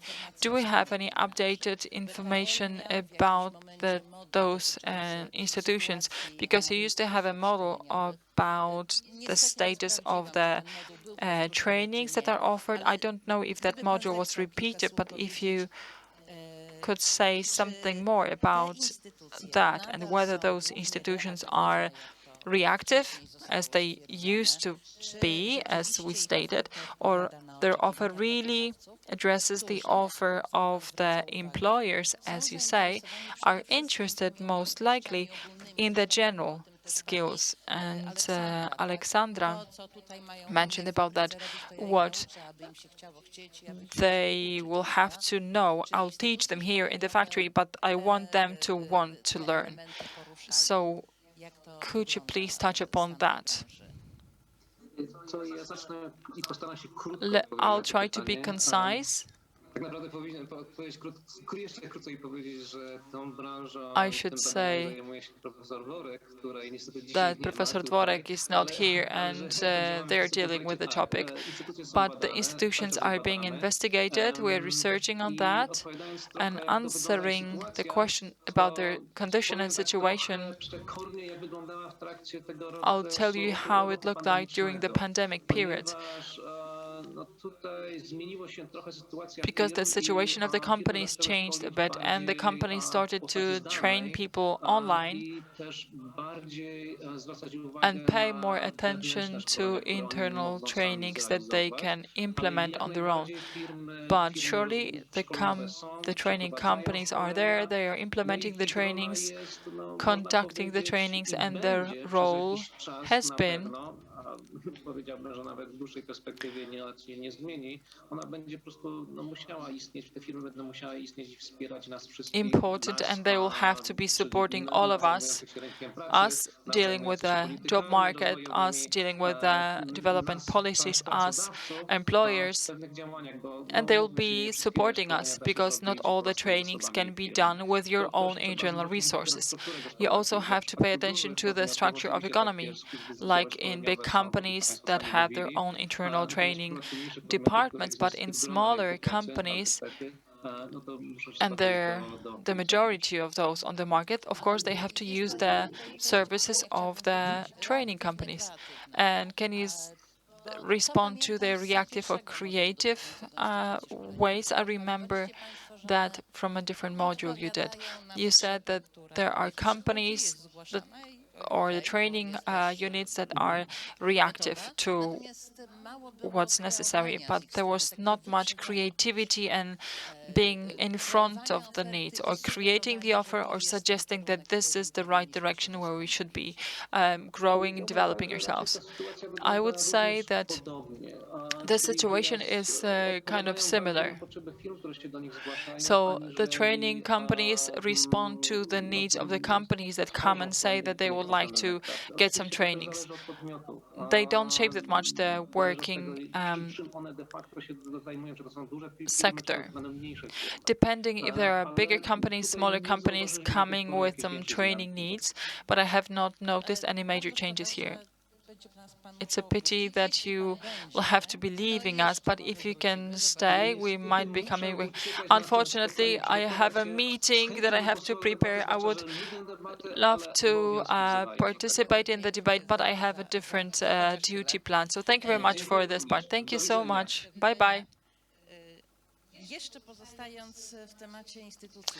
Staying in the topic of training institutions in relation with the employers, running many evaluations, studies, I came across a problem that very often in the training institutions, subject-related trainings are ordered and not trainings as we should consider that related with the standardization of the qualifications and not the trainings that are going to be result-driven. It works both ways because on the one hand, the training institutions, they don't feel motivated to a very ambitious goal and to provide a very ambitious training. But on the other hand, the employers have a problem ordering trainings whose result is going to be this and that. It's difficult for them to stipulate what results they need. So I would like to ask Agnieszka Żak-Łebus to say how to operate on the market, how to position oneself towards both parts of this or both stakeholders of the process. I think building awareness is important because very often it happens that somebody would like to get a training in a specific area, and very often the training company agrees to that and they deploy this training. And there's no question why is it organized and what's going to be the result of this training. And I believe it's a key question to ask, not only in the area of what the market of the training services is for employees, for the companies, but at the level of a given employee. So from the perspective of a psychologist, it's super important to know how people learn and to make sure it's not boring, so that the competencies, qualifications are useful and that they translate not only with the knowledge, but also with the approach of the person towards how they're going to perform in the future. because in the research, if we get some knowledge and apply it to ourselves, how will I use it in life? How can I relate it to what I know already? Like in history, very often students are taught that there have been some important historical events happening, and they are not asked, well, how do you think that our grandmothers, grandfathers fought for something in this and that event? How do you think it translates into your life now? And that's a different question, because those students have to relate it to their current life now. And that's important, because very often when we work with individual customers, I ask this question very often, or at the university to the students, like when we train the practical competencies, it allows us to translate the knowledge to the practical factor and ask the question, why am I here training myself in that? So it's important to know what result we want out of this training. So this is really important to make it more personal. Continuing on this topic, we observe that sometimes the employers send the employee to a training to solve some problems observed in the company. Something's not working, go to this training, you'll learn how to work well. Before the problem is diagnosed, the effect of this diagnosis would be that, well, maybe the manager manages poorly, he's a poor manager in an extreme case, or maybe some other reasons might be.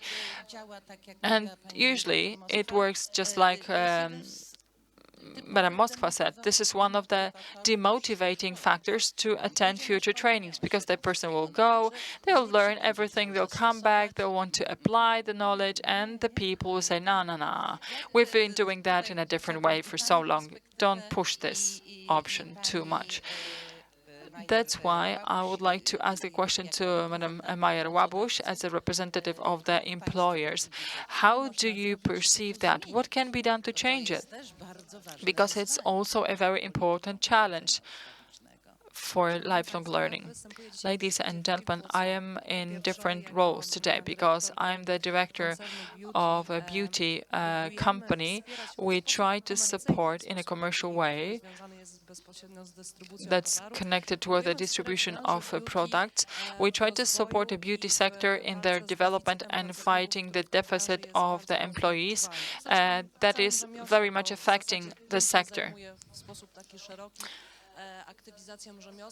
I also work in the activization of this craft. We see the same thing in fashion, in retail, in everything this is related with the work and craft. We see the deficit of the right management, and we try to address that topic as well. So, as you said, it's a both ways topic. So, on the one hand, it's the aware management analysis of the employee and asking the question, do we really need new people, or are we using really the capital we have, or we are not treating that as an asset? And we have a problem, I'll name it right in the right way. We have a problem. I, the manager who manages 38 beauty companies in Poland, I perceive that as the boredom is being put into very young people.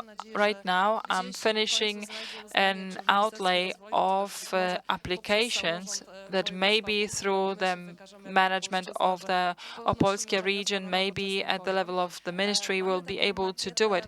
We have an outlay of applications that we would like to combine or link the employers, people like I, myself, who want to employ the future employees, who want to put the apprentices to work, who are going to be our efficient support in producing benefits in the company, because everybody works to build something together and to generate new workplaces. Then we have to link young people. I work with them, I'm in touch with them, I know that they're using apps, they're using phones, and we have to provide them knowledge in a very modern way. So those old-style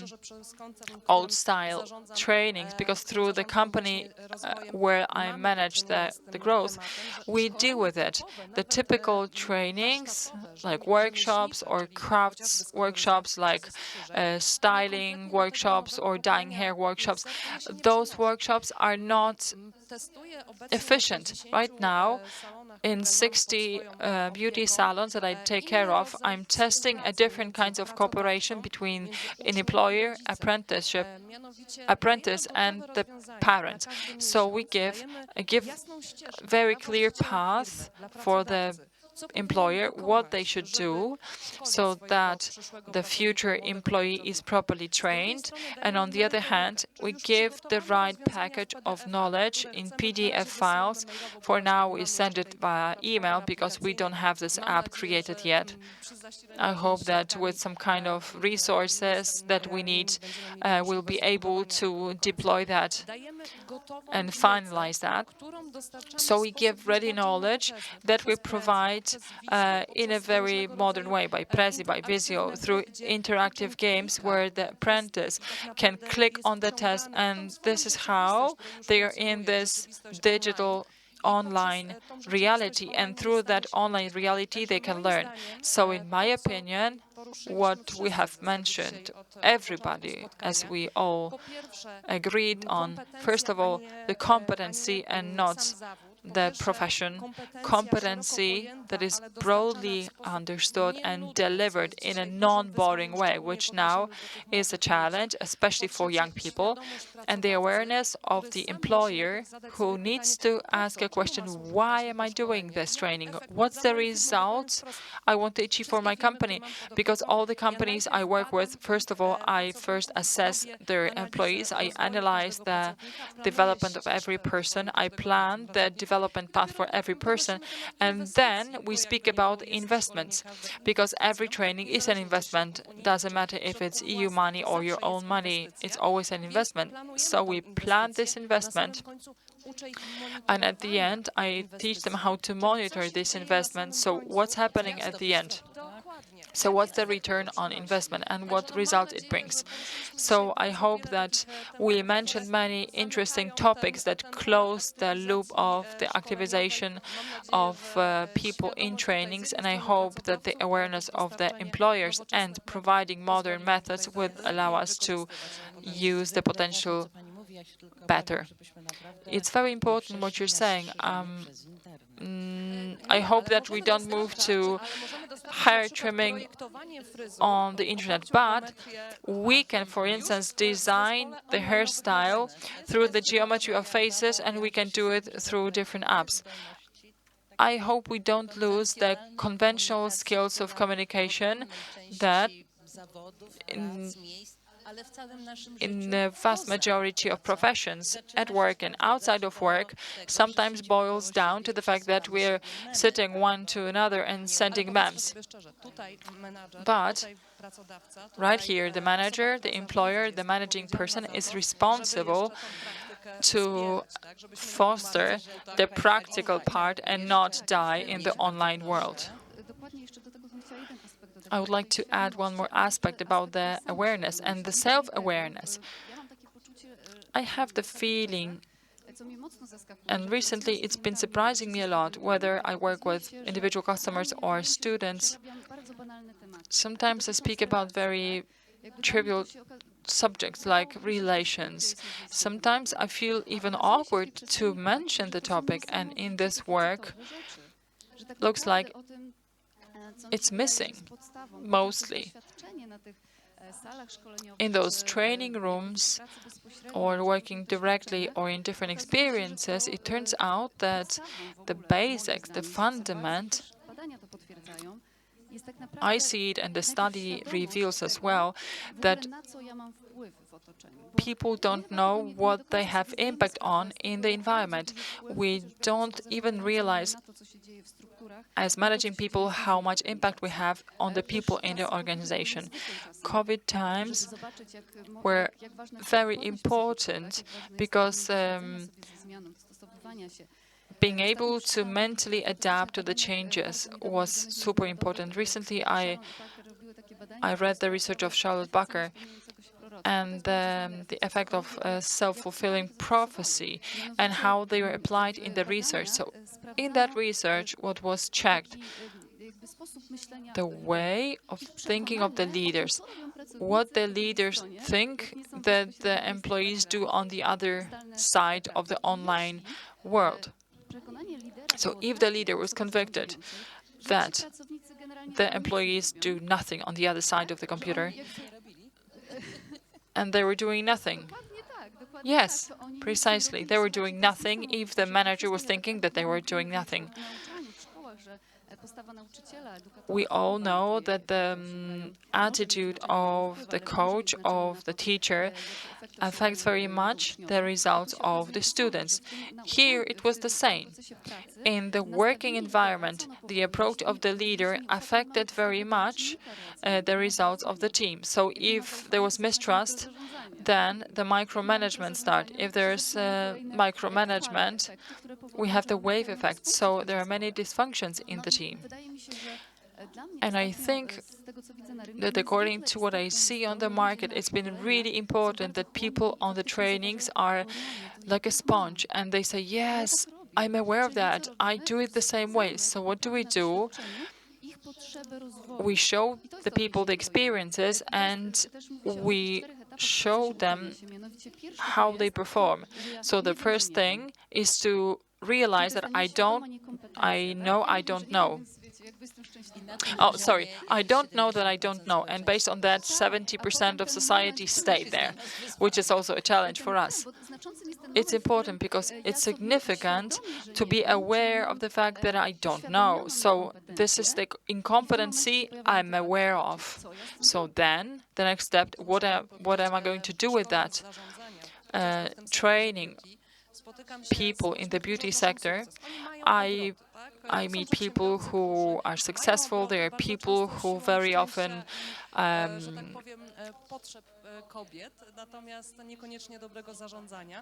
lucky. Sometimes they are good managers, sometimes not. And very often I have to show them the basis of management in a nutshell. It's not a very good topic for people who work in beauty, in hair salons. All those people focus on something else than management. And as you're saying, the first thing what I'm trying to evoke is the feeling that no, you don't know everything. I give them some hints, like modern ways. I try to show them how people in Italy, in different countries operate, how they work, and how to become much more efficient, and not only say, oh, I'm whining because I don't have employees. Okay, you have some employees. What can you do with these you have? But you have to cross the threshold. Okay, I know I don't know some things, and what can I do about that? It's really important to cross that line. And it's important because if somebody is building the development projects, they have to know how to educate adult people. It has to start with experience, because if we want to start with giving the education, it's the wrong start, because people have to be aware of the gaps in their knowledge to catch their attention. And what's also missing, do people want to really do it? How do I care? What's my motivation to take care of that area? Am I ready to explore this area? Because the people can be so much burdened that they are not ready to learn because of the pandemic or some other reasons. If I may, when listening to others, I think our employees had the same experiences when we got the money for active forms of education or for trainings for unemployed people. At the beginning, they were all group trainings, so just like us, the employees of the regional job centers, as if we knew that it's good, we're going to send a group of people to get a training, they'll get new skills. But then we started to look at the efficiency of what we did and think, about individual trainings for individual people. So to listen to the voice of the employer, to listen to unemployed people, learn from the first group, the second group, gather information and match the information and use it correctly and do more individual trainings. Training vouchers. Training vouchers is kind of help for people who are less than 30 years old. It's a pity it's only up to 30 years of age. Yes, it's a pity because these people who receive the voucher from the Powiat Job Center, they decide what competencies they would like to acquire, what skills they would like to learn to find employment in the future company they would like to work with. And I think what the previous speaker said before, it's important to listen and to learn from others how to learn on the results. The training vouchers was a great idea. It's a pity it's only for young people because it gave you the responsibility to make your own choices. Several years back, when we made the evaluation of the pilot program of the vouchers, it turned out that in many job centers, it was treated like, oh, it cannot be like that the person comes here, they're unemployed, and they make a decision what kind of training they are going to receive. We know better, we will verify that, we will correct that, and we will make a decision for the person. Mr. Director, you're among many ladies, and maybe you would like to take over.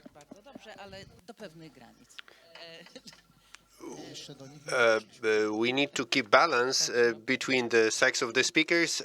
We have not reached the boundaries, yes, but from your viewpoint, educational sector, how this can address the bottlenecks mentioned by the professor, by us, and the four issues that have drawn my attention. First of all, employers want to employ people with an experience of at least 18 months. How do we get a graduate with 18 months of experience? I understand, and I do recognize that this question can be a bit tricky, but I think you understand where the problem is. Second, employers expect people with high level of general skills.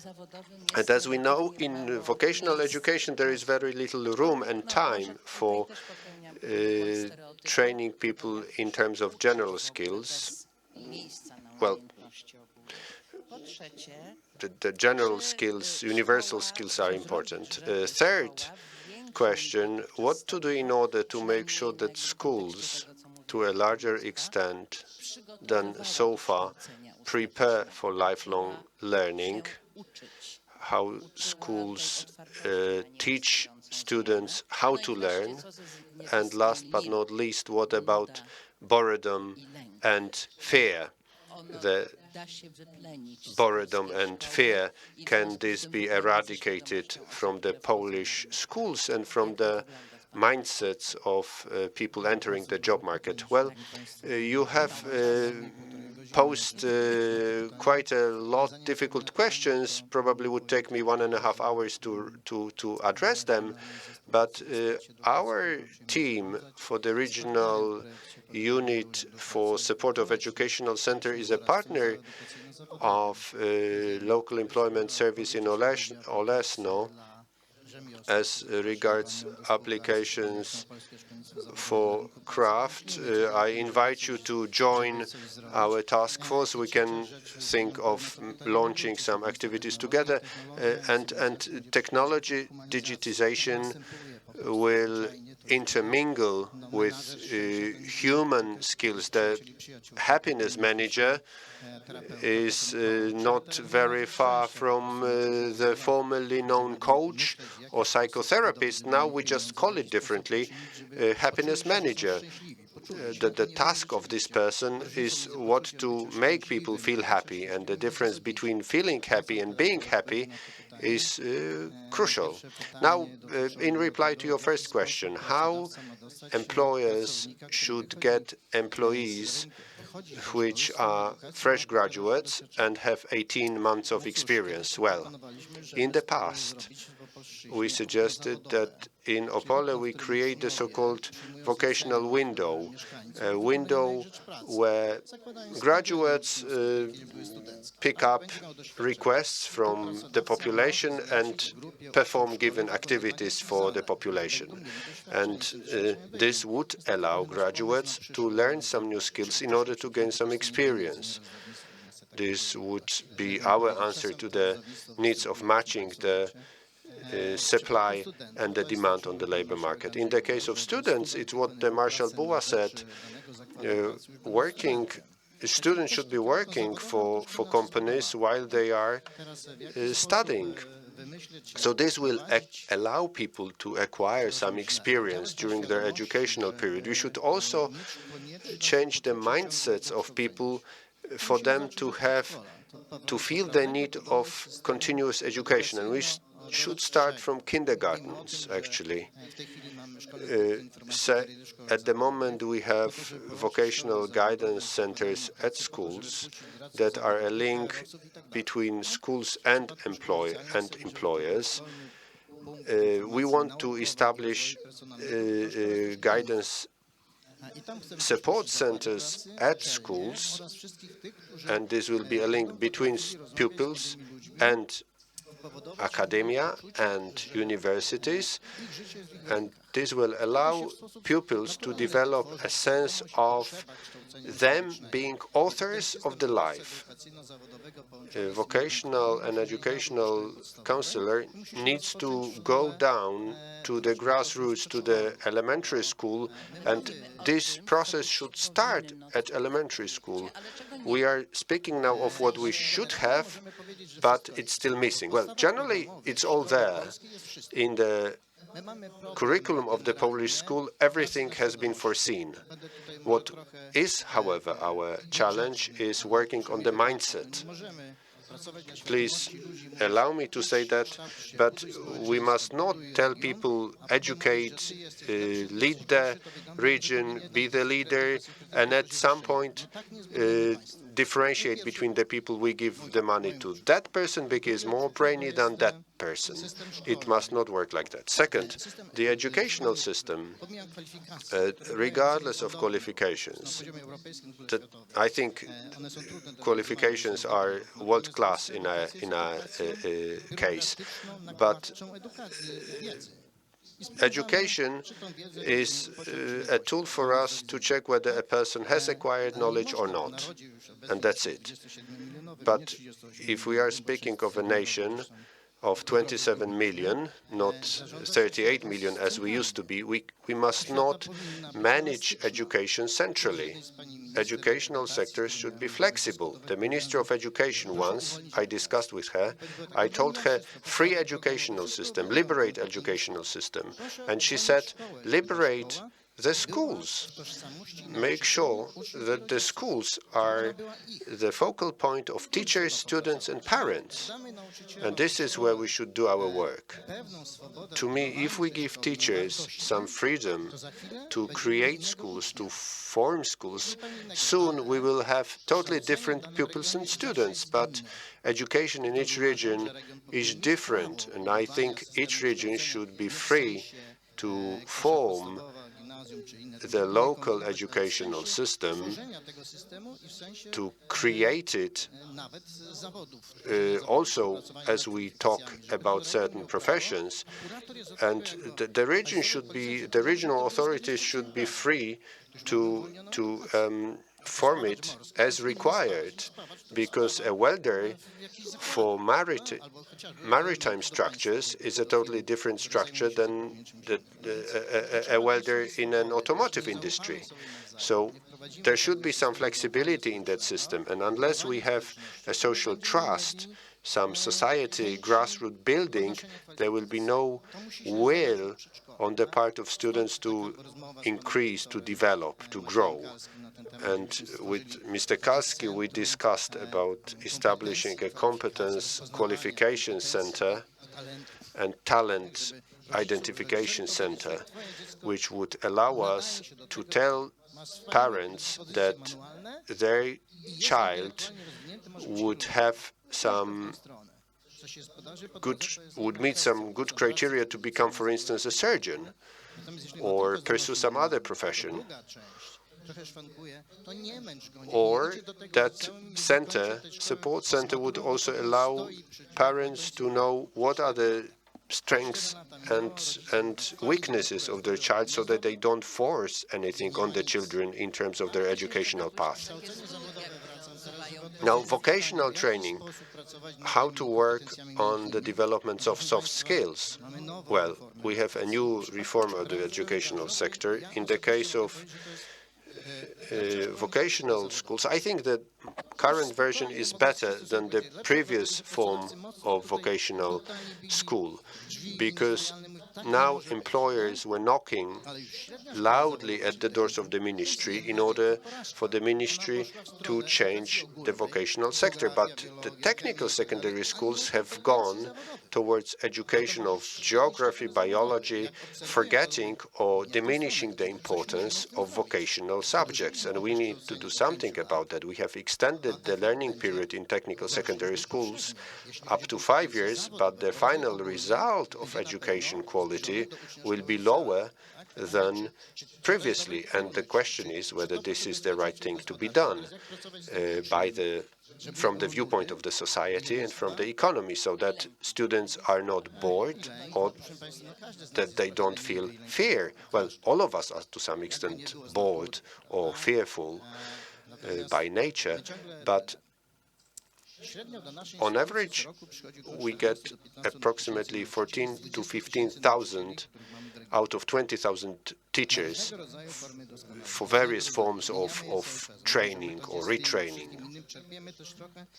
We talk about STEM, we benefit from best practices from Finland and some other advanced countries. And then such teachers with a head full of ideas talk to class, and then they say that the problem is that the school structure is somehow stiff or rigid and does not allow them to be flexible. If we continue like that, I'm sorry for this political note, but unless we liberate or make schools more flexible, teachers need to feel their link to the place where they work, and they need to feel comfortable where they work. And this is where there is a lot of room for improvement. I think teachers in Poland are one of the best educated groups of professionals. And we can tap on that potential by creating special systems for the cooperation between all levels of education, on the one hand, on the labor market, and guidance or consulting systems. Otherwise, well, nobody will be successful if he or she is not happy. Well, thank you. I'm sorry for taking your time. And thank you for this very concise overview. And also thank you for some business matching that you've offered to one of our panelists. I would also like to ask Agnieszka, however, I don't know what will be our time limit. Well, we have 5 minutes to go. I would like to ask all of you, and Agnieszka in particular, I would simply like to ask, what is the role in this lifelong learning system? What would be the role of standardization of qualifications, and if it has proven beneficial? But you've already discussed that, so I hope you will excuse me for not posing these questions on the forum. But I would like now ask each of you to be very concise and tell us or share with us what element, in your opinion, should be included in the regional lifelong learning policy for it to be efficient and implementable or realistic. I emphasize the word implementable, realistic, or feasible. We can call it realistic, feasible, implementable, whatever word we use. But what would be in your opinion, the main criterion, the main element Elżbieta first.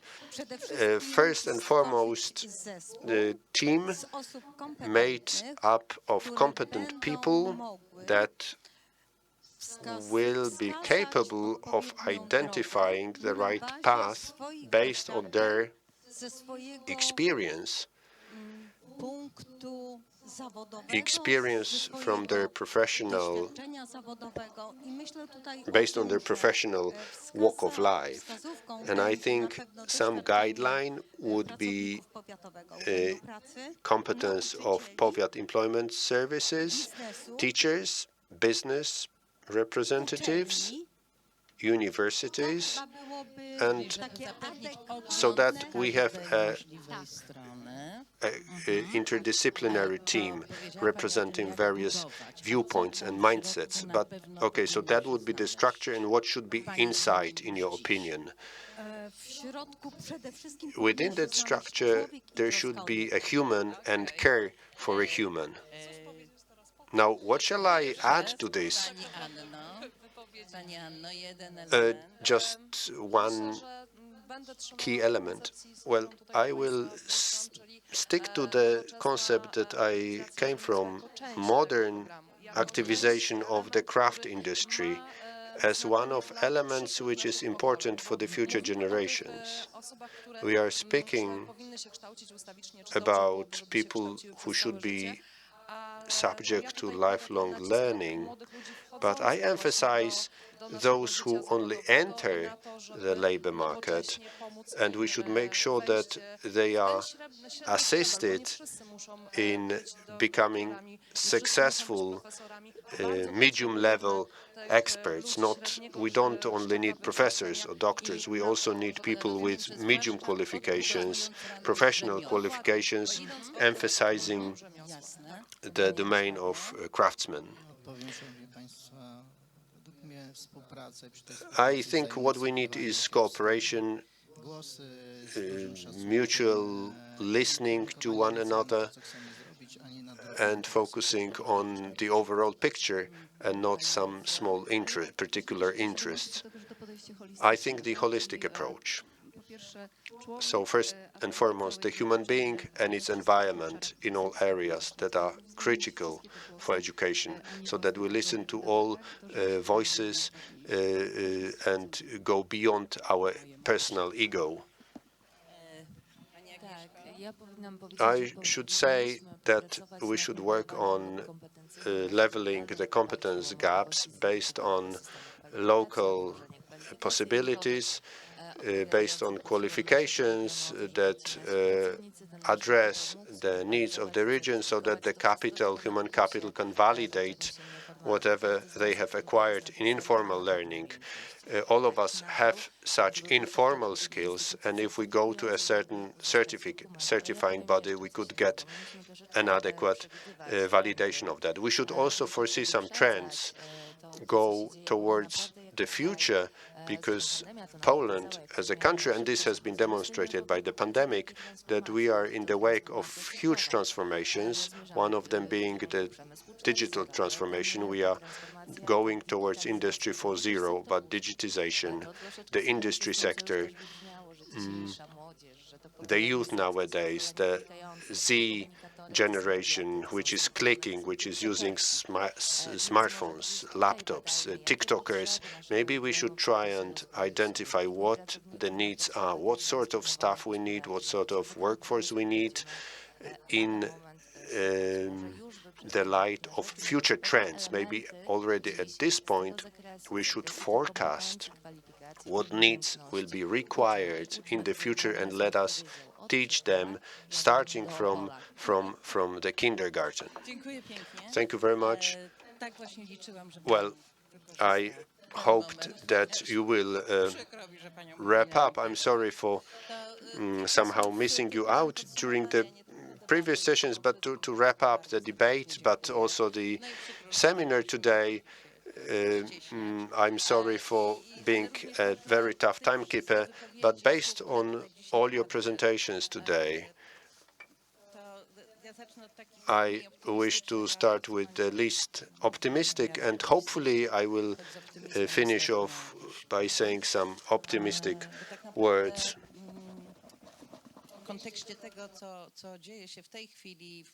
In the context of the current developments in Poland, we are concerned that lifelong learning processes will not be in the main focus of the decision makers, but we are very thankful that we could have focused on that today, and I hope this will be an important topic of our debate, and this will be not overshadowed by other issues discussed by the decision makers. And hopefully Poland, as the member of the EU, will still be in a position to use the funds. Otherwise, whatever dreams we have about lifelong learning policy shaping will not be fulfilled or will be futile, or if we manage to fulfill them, they will be only fulfilled to a limited extent. So this was on a pessimistic note, but now to be more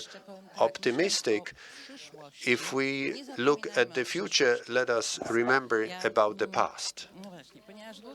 Because I've been living and working for a long time. I've been working for 42 years. I remember a lot. And this is a problem, because I remember that many of the topics that we have been touching upon today have been touched upon at conferences, at seminars. Obviously, it does not downplay their importance in our discussion today, but what I said before, thinking of the future, let us not forget the past. Let us reflect on the past experience, what has worked, what has not worked, why we have abandoned something. The fact that we abandoned something 5 years ago doesn't mean that we shouldn't try and bring it back on table. Maybe we should seek the past achievements and get what's best in them. And there is a lot of resources to be tackled and made use of. Now, we sometimes repeat the same stories that have been passed on a number of occasions, but we tend to lose what we have worked out in the past. Now, I'm very happy to hear the word of kindergarten. It's been mentioned on several occasions. I was concerned that we are speaking of lifelong learning only focusing on the higher education level and work, but unless we start at the kindergarten level, we will not be able to make up for certain things that we lose on the way, because we need to address certain things already at the level of a kindergarten. Otherwise, if children are blocked at this point of their growth and development, they will not be successful later. For kindergarten pupils, the color of skin is no problem. For them, everybody is equal. We only make it a problem at the level of education, and sometimes subconsciously we make students somehow biased, or we make them adopt this or that approach. But if we start at a kindergarten, the final effect will be only seen after 20 years. So we should start at this very early entry level in order to be successful throughout the process. And as the Marshal said, it's a never-ending story. I can also share with you my own example. For a few years, I have been working in a totally new domain. I'm learning new things, and it gives me so much happiness, so much satisfaction. I'm really very keen on learning new things, working in new areas. On the other hand, I'm recommending to you Invisible Women, the book, which is great. I think coordination behind the lifelong learning policy will be important. I would also like to to address the issue of age management. We have been talking about that for a long time.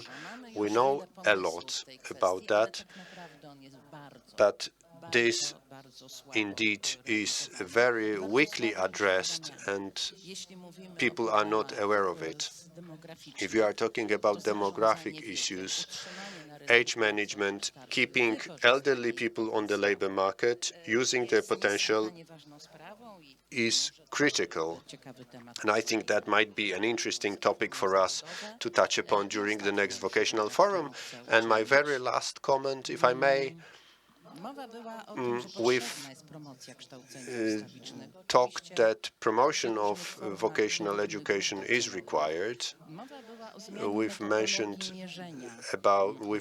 the modified methodology of quantification of lifelong education in Poland, and maybe we should just change the language. Maybe the language we use is simply too complex for the recipients to understand. I think it's also somehow related to standardization of qualifications. We are tossing a lot of notions around. Maybe we should rethink how we communicate that, because the research of BKL did not use different methodology. They simply rephrased the questions. They formulated questions in a different way, thus achieving totally different result.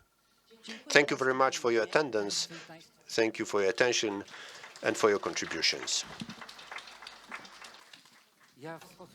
I wish to cordially thank all the participants for your presence, especially to the panelists, Mrs. Wolinska, for being such a skillful moderator, the guests from Brussels. If any of you any one of you is asked if you have learned something on the 16th of November, I do hope that the answer will be yes, I have learned something. I have raised my skills, my competence today. I would like to thank you for your contributions, and I cannot invite the internauts, but at least you I can invite to have some lunch. Thank you once again for attendance.